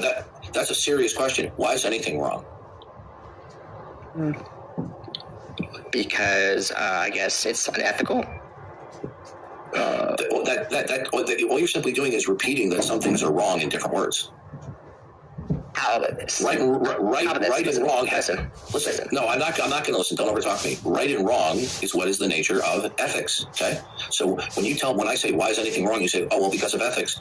You're not telling me anything. All you're just simply giving me is another word for right and wrong. Okay. So let me say it again. My personal conclusion is that I believe the golden rule is an ethical way of looking at life, and that I believe that, one should treat others as he should treat himself. So that's basically my worldview. Well, why should I accept that arbitrary, spontaneous thought in your head? True.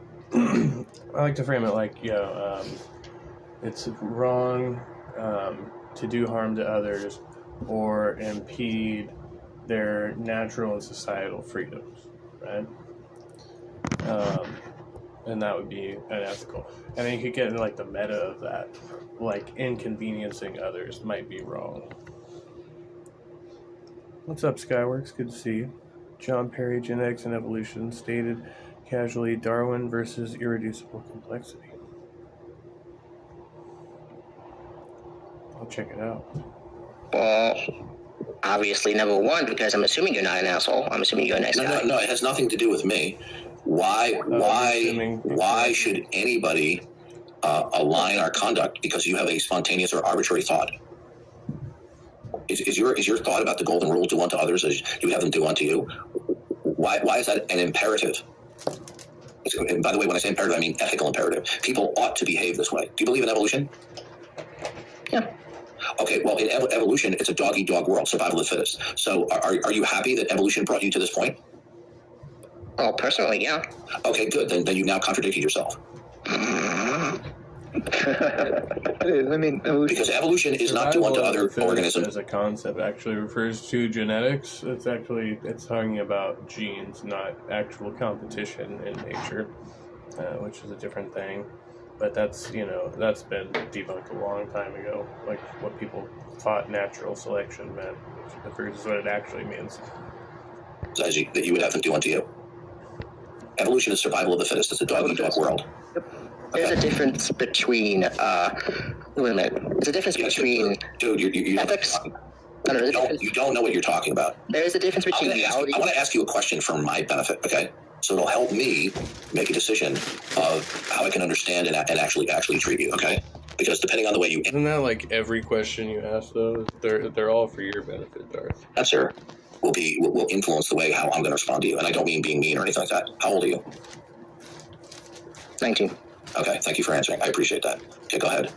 Because if you told me you were 29 or 39, I'd be a lot more harsh in my examination and response to you. But being that you're a teenager, okay, and you just left childhood a few years ago, okay, I know that you have a lot to learn. So.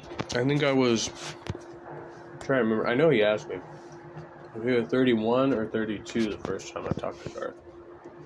I believe. Go ahead. He respected that. I think evolution is a fact, and it shouldn't be confused with what. Okay.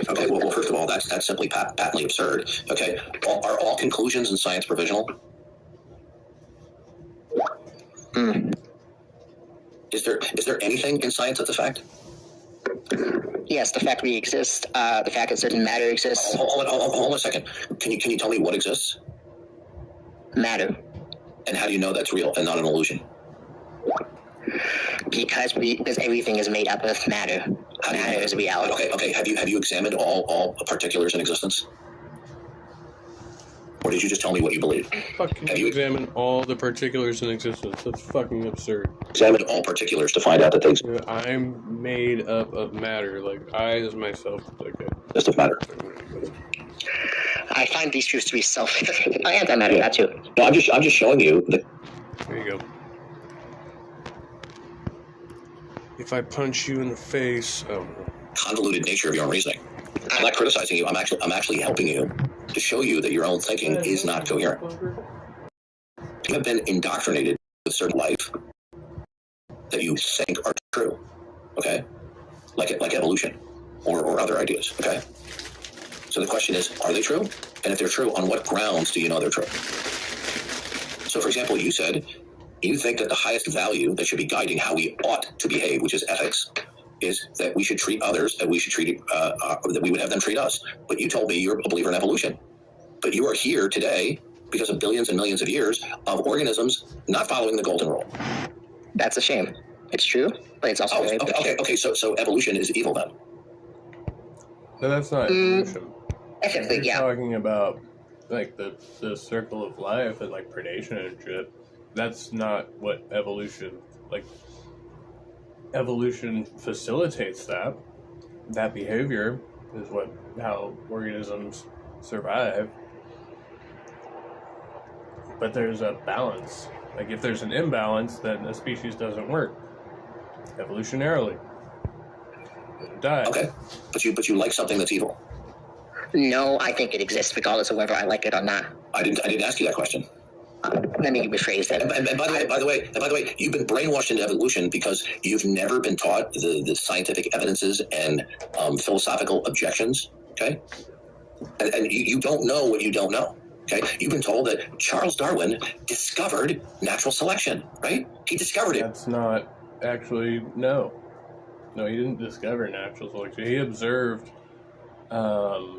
certain things that led him to hypothesize natural selection and then be essentially confirmed on it through experimentation and observation.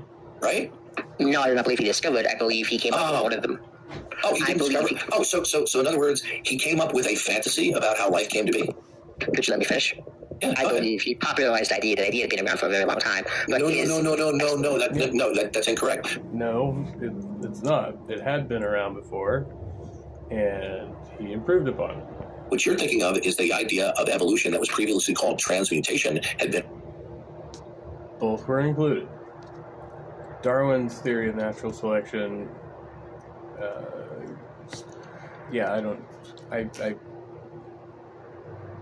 The fuck? Oh, it's hitting the like button instead of the live button. Yeah, it's Darth. Around, even going back to the Greeks. But natural selection was not around. And in fact, Charles Darwin got the credit for it. Did you know that? He did, because he put natural selection into... He put all kinds of theories together that were in the works at the time. So, yeah, he was one of many people working in the field, so... Did you know Charles Darwin got the credit for natural selection? A lot of people got credit for things they didn't invent back then. That's right. And do you know where Charles Darwin got the idea of natural selection from? The Galapagos Islands and the turtles. No. Did he rip it off from his uncle? No. He stole the idea from Alfred Russel Wallace. No, the story is... Listen, Mr. 19-year-old. You do not know what the hell you're talking about. Charles Darwin ripped off the scientific hypothesis of natural selection from Alfred Russel Wallace. Which is hilarious, because a minute ago he's saying that he invented it, and now he's acknowledging that it pre-exists because he had to have ripped it off from somebody else. It predated him, right? So I don't think ripped off is the term they use. I think he credits him, and he expounds upon the theory, right? Like, he's like, oh yeah, I'm just, branching off of Wallace's work. He says that in the book. Then he pushed it off as his own finding. Why do you think that scientists or historians who are reluctant to do that have to concede that, quote unquote, Alfred Russel Wallace was the co-discoverer of natural selection? Do you know why they're conceding that? Because if they don't... He credits a bunch of people in there. So, yeah, he strengthened the theory and cleared up a few misconceptions. Oh, is it a friend of yours, Jill? You're going to have to admit that he ripped it off. Yeah, this is from Supreme Leader Streams channel. From Alfred Russel Wallace. Do you know why he ripped it off? It's because Alfred Russel Wallace wrote him an extended letter of his research and his hypotheses. And Charles Darwin said that he came up with natural selection before he even got the letter. But we now know that's a lie. The point I'm trying to tell you is what you've been taught about evolution, Charles Darwin, the Galapagos Islands, is simply half-truths. Do you know that Darwin's finches don't in any way support the concept of a universal common ancestry? Darwin's finches don't support that. All Darwin's finches show is that sometimes offspring that might have longer beaks rather than shorter beaks might be able to get the seeds in a drought, and they would tend to survive. But when the drought's over, and after we have several repeating generations of birds, the size of the beak go back to what it used to be.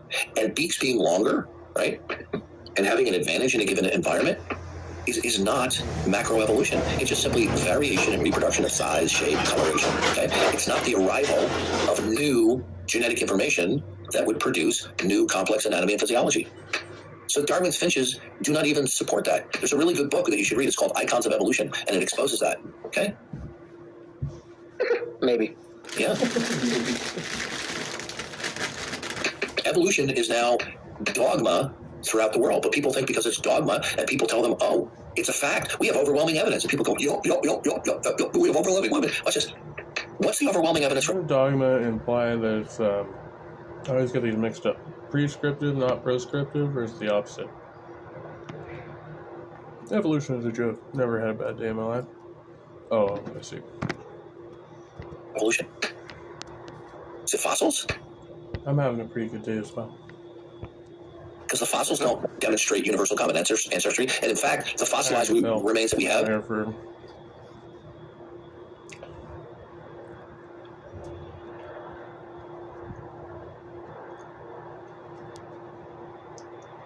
11 hours now. Actually mitigates against universal common ancestry. Do you want to hear what one of the world's top paleontologists said about it, who was a rabid evolutionist? Okay, he said it's a trade secret of paleontologists. Okay, that there are no transitional forms. Okay, what he's talking about, not that there aren't a handful of unique creatures like Archaeopteryx or Tiktaalik, weird-looking creatures. Okay.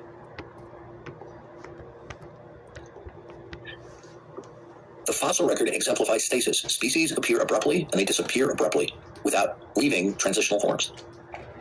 If evolution was true, we would at least expect to see that there are transitional forms. But we don't see that in the fossil record. You know what they do? They go, well, the reason why it's not there is just because of the rarity of fossils. And they're stymied as to why there aren't numerous transitional forms between the tips and nodes of these fully formed creatures. You know what they say? Oh, it's punctuated equilibrium. You see, evolution happens in such rapid bursts, it leaves behind no telltale fossilized remains. It's because the process of fossilization is so hard to, like, it doesn't just occur all the time, right? Getting good fossils, there's explanations for that. We'll say, well, you see, the reason why there's evolution is because we have these little tiny changes that happen over millions and billions of years. And, you know, even though it's really improbable, but if you throw a lot of Earth-like planets at it over 13.7 billion years, life is just going to pop up somewhere. Based upon what? Probability? Because if you're going to go by probability, you couldn't even form the coding sequences for less than a handful. You couldn't even do for less than a handful of coding sequences for proteins, even if you threw a trillion Earth-like planets at it. That's how mathematically remote the coding sequences are in DNA are. You say, well, if that's true, how come people still believe in evolution? Because it's atheism.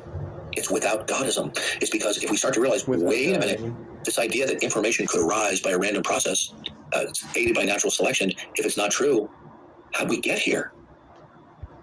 I could a meteorite crashed into the Earth. Give you a quote right now from an atheistic top scientist named Richard Lewontin, who admits that. Okay? That's why evolution is dogma. It's because when Charles Darwin came along the scene, Charles Darwin was transitioning from a theist to an atheist in his adult. Okay, whatever. Okay, whatever. Oh yeah, take this one out of the list.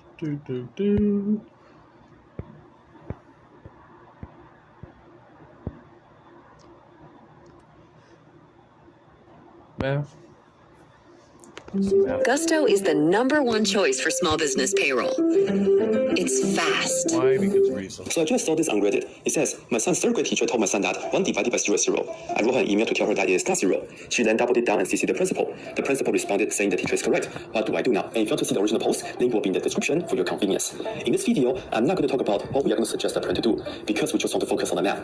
Especially, I will show you guys my favorite way to convince people that 1 divided by 0 is undefined, especially at the third grade level. So have a look. Let's review division first. So let's say we are going to divide this right here, 8 divided by 2. I know the answer is 4 because 2 times 4 is equal to 8, but how do we work it out? If this number is, bigger, well, we can do long division, my favorite. You put the first number inside, and then put the second number on the outside. Yeah? And then you ask yourself, 2 goes into 8 how many times? And the answer is 4. 4, you put it here, and times 2 is 8. And then you subtract, 8 minus 8 is 0. This right here is the remainder. If the remainder is 0, you are done. And that's the answer. 8 divided by 2 is 4. Done. Alright, let's switch places. If we have 2 divided by 8, what do we do? Again, long division. Put the 2 inside, and then put the 8 on the outside. This time though, 8 goes into 2 how many times? Well, no, right? So 0 times. And then go ahead, you want to continue because this is just a 2. We didn't do anything with it. I thought hurricane season was over. Y'all following along so far? Put down decimal, and then you can put down 0 here. And then you look at this as 8 and 20. 8 goes into 20 how many times? 2 times, because 2 times 8 is 16. You subtract, 20 minus 16 is 4. Can we continue? Yes, because this is a 4.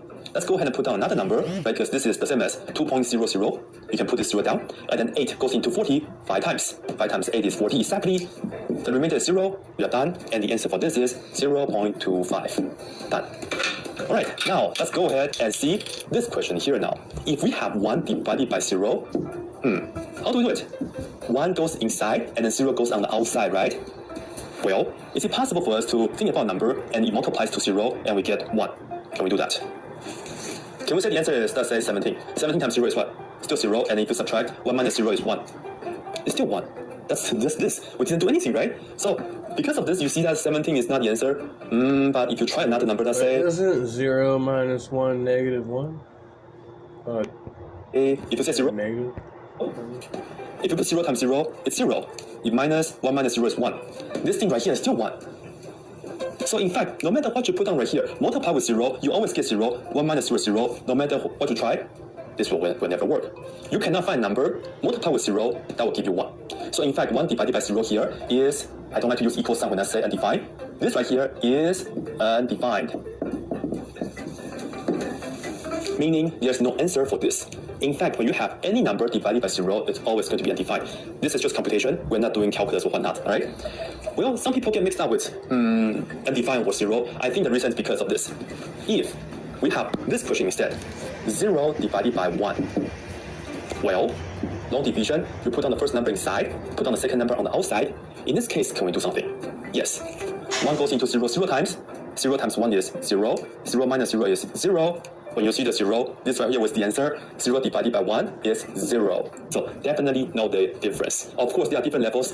To talk about dividing by 0, maybe I'll make another video later. But for now, that's it. Hey everybody, I just was bored tonight, so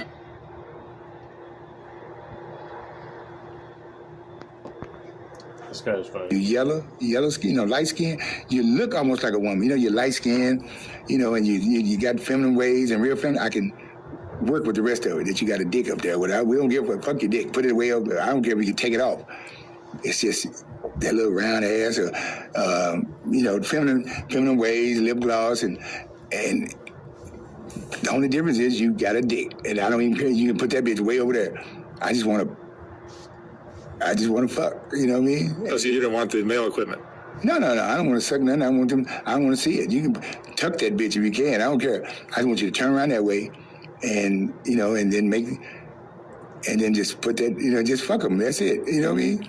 I don't hate them. I just want to hear that shit like the way they. I just want to hear them like I'm killing them. That's all it is. Oh, if they sucking my dick, I love this part. Wait a minute. I love that shit. When you go, oh my God, that is so, oh man, I don't know what it is about that. That shit turned me the fuck on. Male or female, but if you go, oh bitch, you in trouble. You discovered crack at what age? I discovered crack at, let's see, I'm gonna tell you.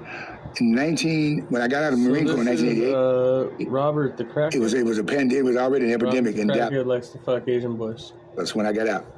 And all my friends I didn't know what the fuck happened to them.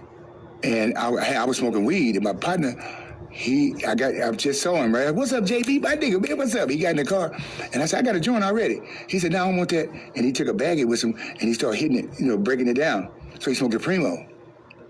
And from that day, Primo is weed and marijuana, weed and crack, yeah. I was like, I got a joint already. He said, no, don't worry about it. This is something else. So we started smoking Primos. I wasn't tripping in. It wasn't no big deal.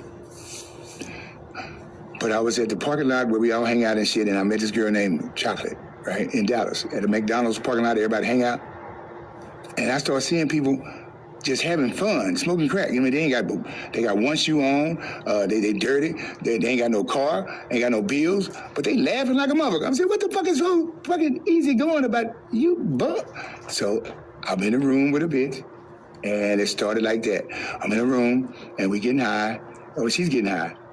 And one day, I just, fuck this, I done spent $80 on this shit, let me try. And after that, bing, ever since. That's been the same ever since. And that was in Dallas.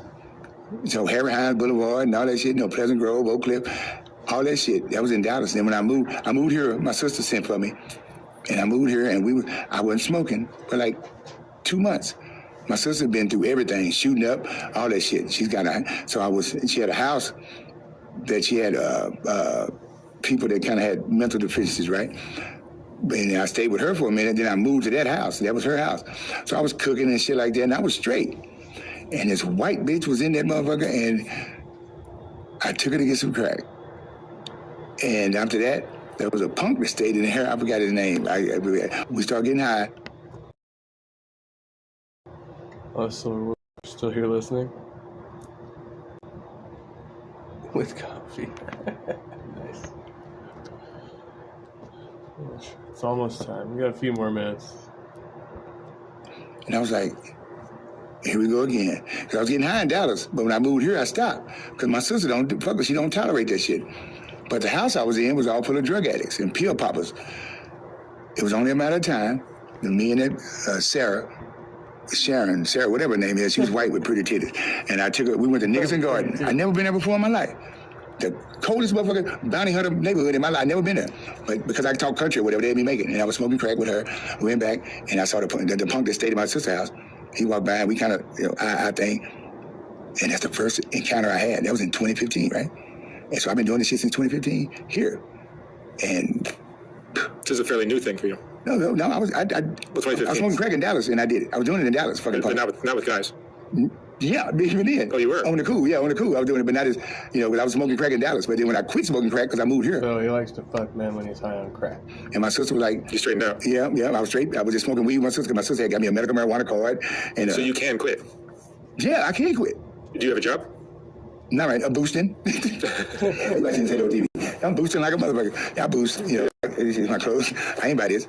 But what is it about crack that just makes... Yeah, he's honest.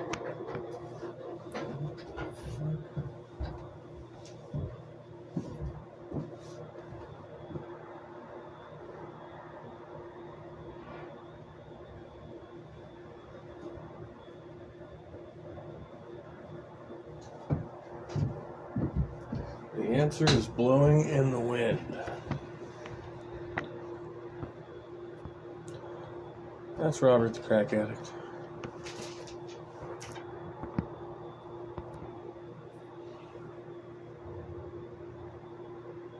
Freezing cold in Ancient Tuzo.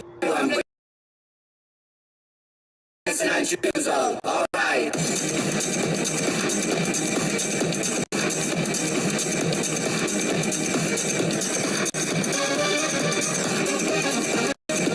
When I stand in shoes now, holding the same in a whole rim movie. The color of time. Oh, the chains of mine begin to cold. Never to stay at New Joe. When it's the same as you come these things, you never try another just to cause Davis a chance. To the common not to choose stop right for not sure. Home just can't allow the problem no time. All the difference is stand, like the shoes are coming back. You will come to the mouth, call your blade to go. Oh, that's right.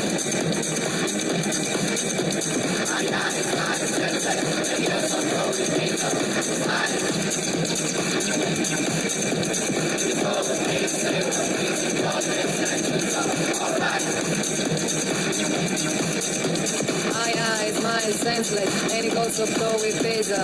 Eyes.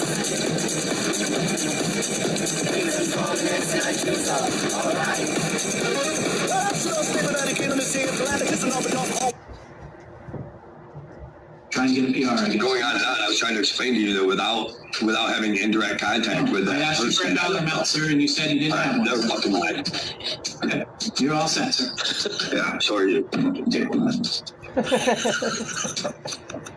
One more, but it looks like maybe they already bonded out. Costner? Yeah, I think I ran that. Okay. We got Molly, I think.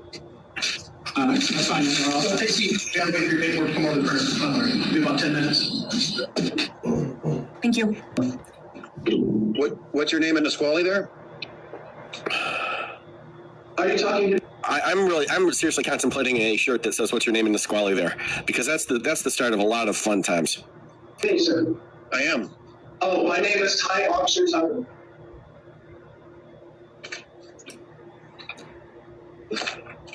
Ms. Capone, did you get a chance to speak with Mr. Tucker? Yes, Your Honor. I advise him of his rights. I believe he understands them.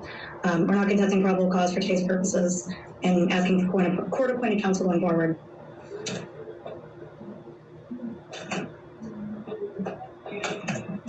And what is the state seeking probable cause for? For one count of assault and one count of interfering with reporting of domestic violence.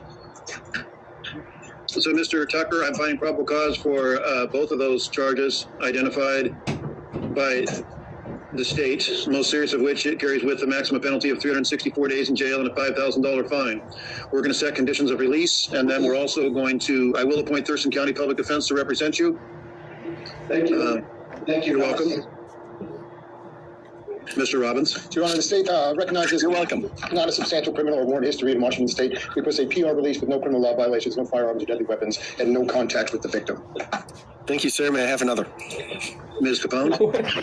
Thank you, Your Honor. We'd also be asking for PR release and objecting to the no contact order on the basis that these are just allegations at this point. Mr. Tucker only has one conviction in his history, and it's nonviolent from many, many years ago. So I'd object to that on the basis that he's entitled to the least restrictive conditions of release, and I don't think imposing a no contact order would constitute that. I would defer to the state and inquiry about whether or not a victim's advocate was able to talk to the individual involved. Your Honor, a victim advocate has not been able to get a hold of the victim, and that makes the state feels that makes a no contact order even more appropriate given some of the nature of these allegations here. And mostly holding down her mouth to the point that she's unable to breathe, preventing her from calling 911. And then he had. Oh yeah, he's intimidating her. There's no two ways about it. He had to go to another neighbor's house and he's smiling about to it. call 911. She's pregnant. I apologize for speaking out of turn. You should really be quiet there, Mr. Tucker. Yes, sir. Sorry, sir. Namaste. You're only hurting yourself at this point. Yes, sir. Of course. Sorry. Ms. Capone, you wanted to say something? Your Honor, if the court is inclined to put a no contact order in place, The namaste thing too is it's hard to tolerate. I'd be asking for a civil standby. It sounds like the potential protected party here has possession of some of his belongings and his cat, so he'd like the opportunity to go get those things. State has no objection to civil standby. Just knowing that the state is concerned and any violation of this order, the state would be asking for substantial bail. I loved it, Andrew, and I know how to duck. I'm from Chicago.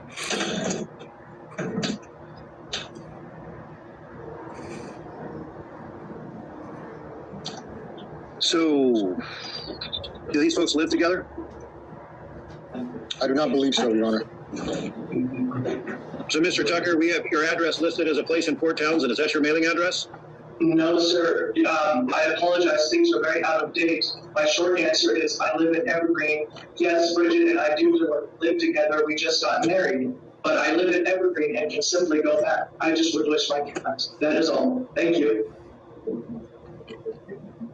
You say you live at Evergreen State College? Is that what you meant? Yes, sir. I am a student at Evergreen State College. I have no criminal record. Is Ms. Wallace a student there as well? She was about to be. That is where we met. She is registering for fall quarter.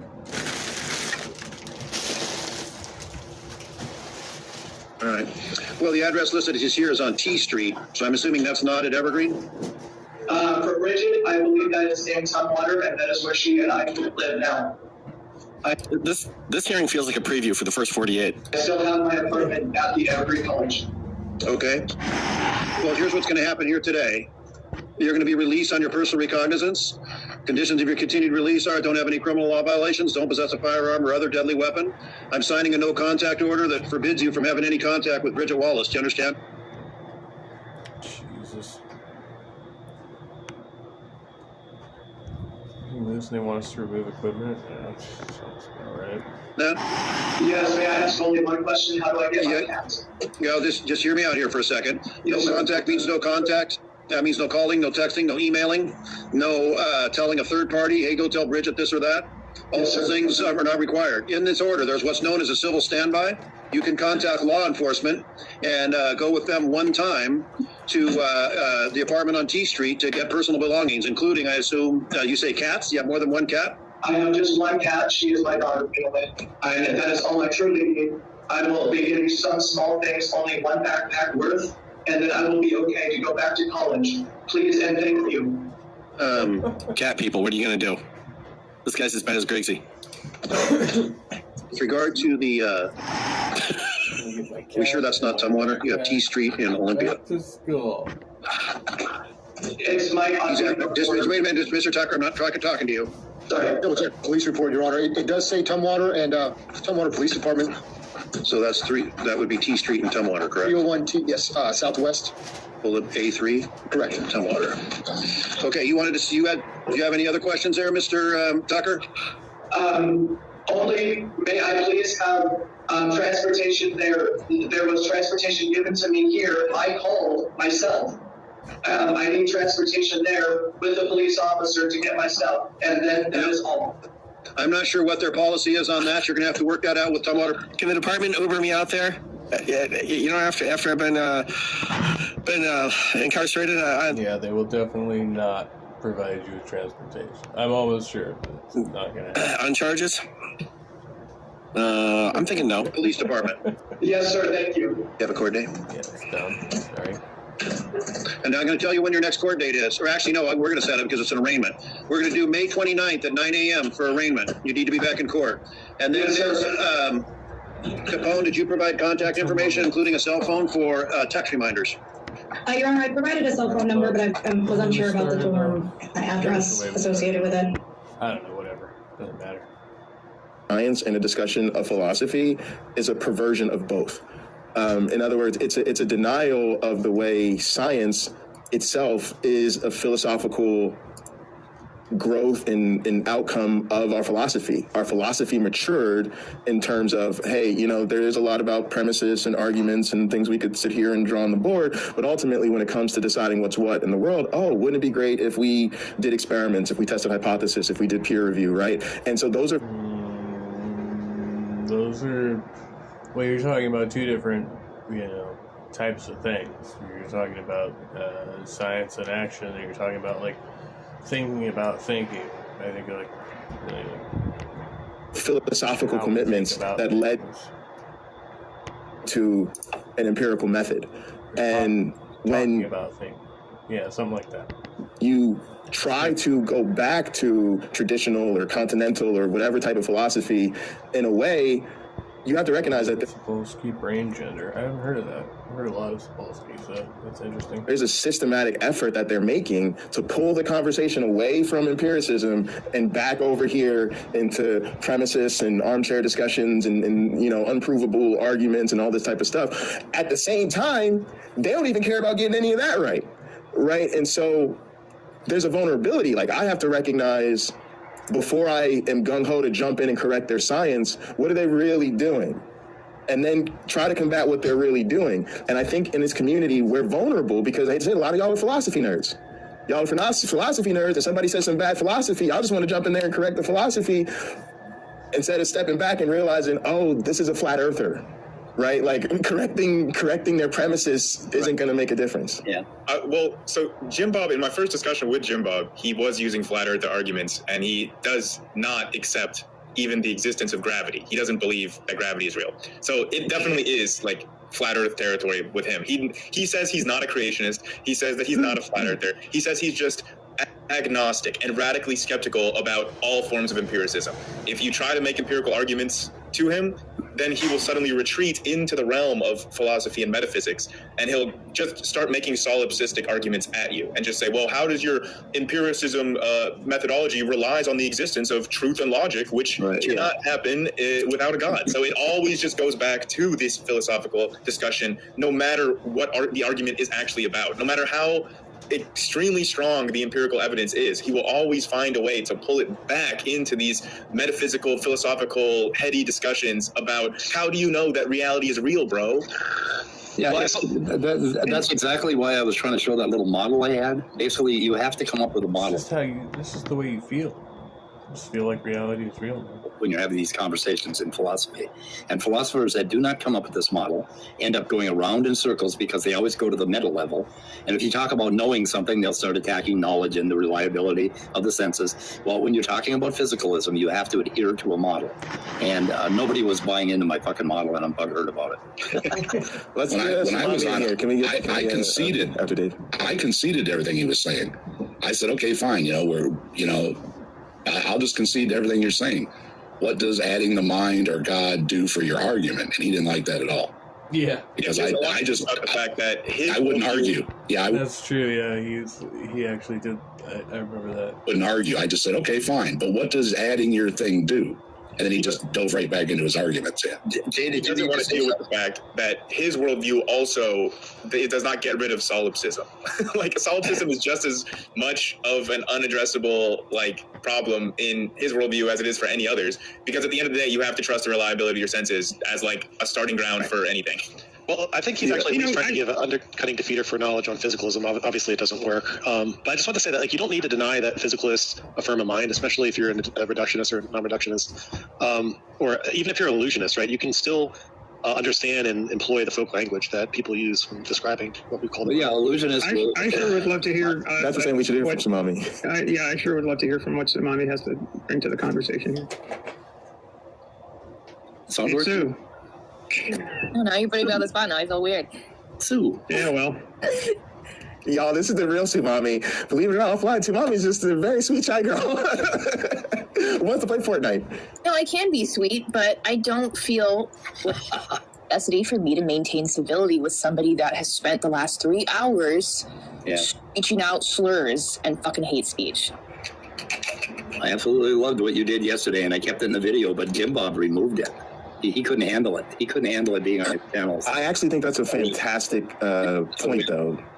right? Is when we do these things that we think are defeating our opponents or really putting them to task, they're happy to participate. They think it's great for their channels. They're happy to share it with their audience enthusiastically.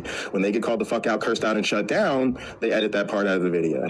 And that shows you. Did he keep me in there just to laugh at? I don't know. There's talk of a music video they're going to make with you. He was saying something to his person in the chat that makes videos for him. Then later he decided, okay, he was going to make a music video out of what Tsunami said, but then he decided later to take it out. He took the video down. Yeah. And I complained because he sniped my video, and I said, fuck you, you're not going to make it members only and sell my content. And he came back and said, oh, no, I'm just editing Tsunami. So he couldn't handle what you said. He couldn't handle having that in public.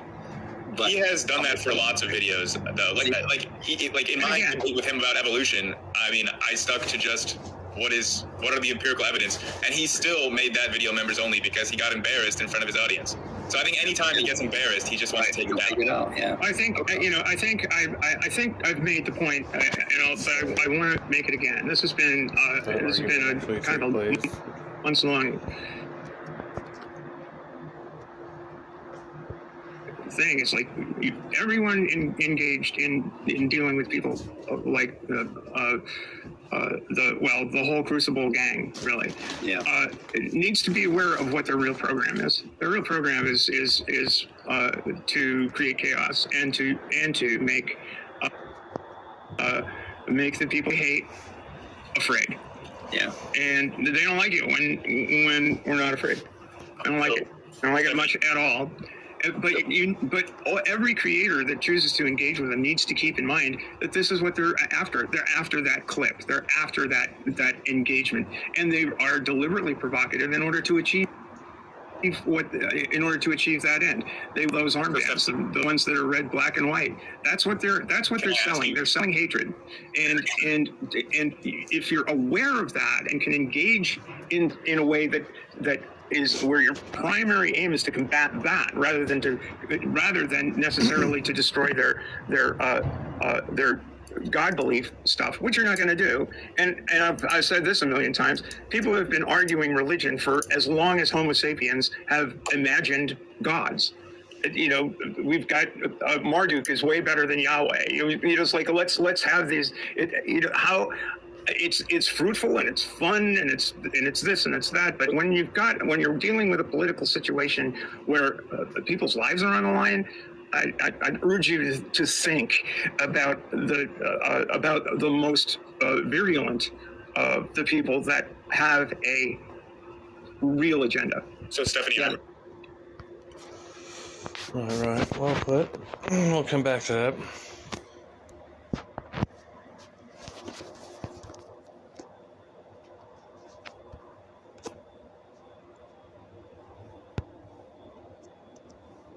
All right. Hey, Al Trucker, just in time. I've got to head out for now, but I will be back doing more of these. I've got another long night ahead of me tonight. So much love to everybody.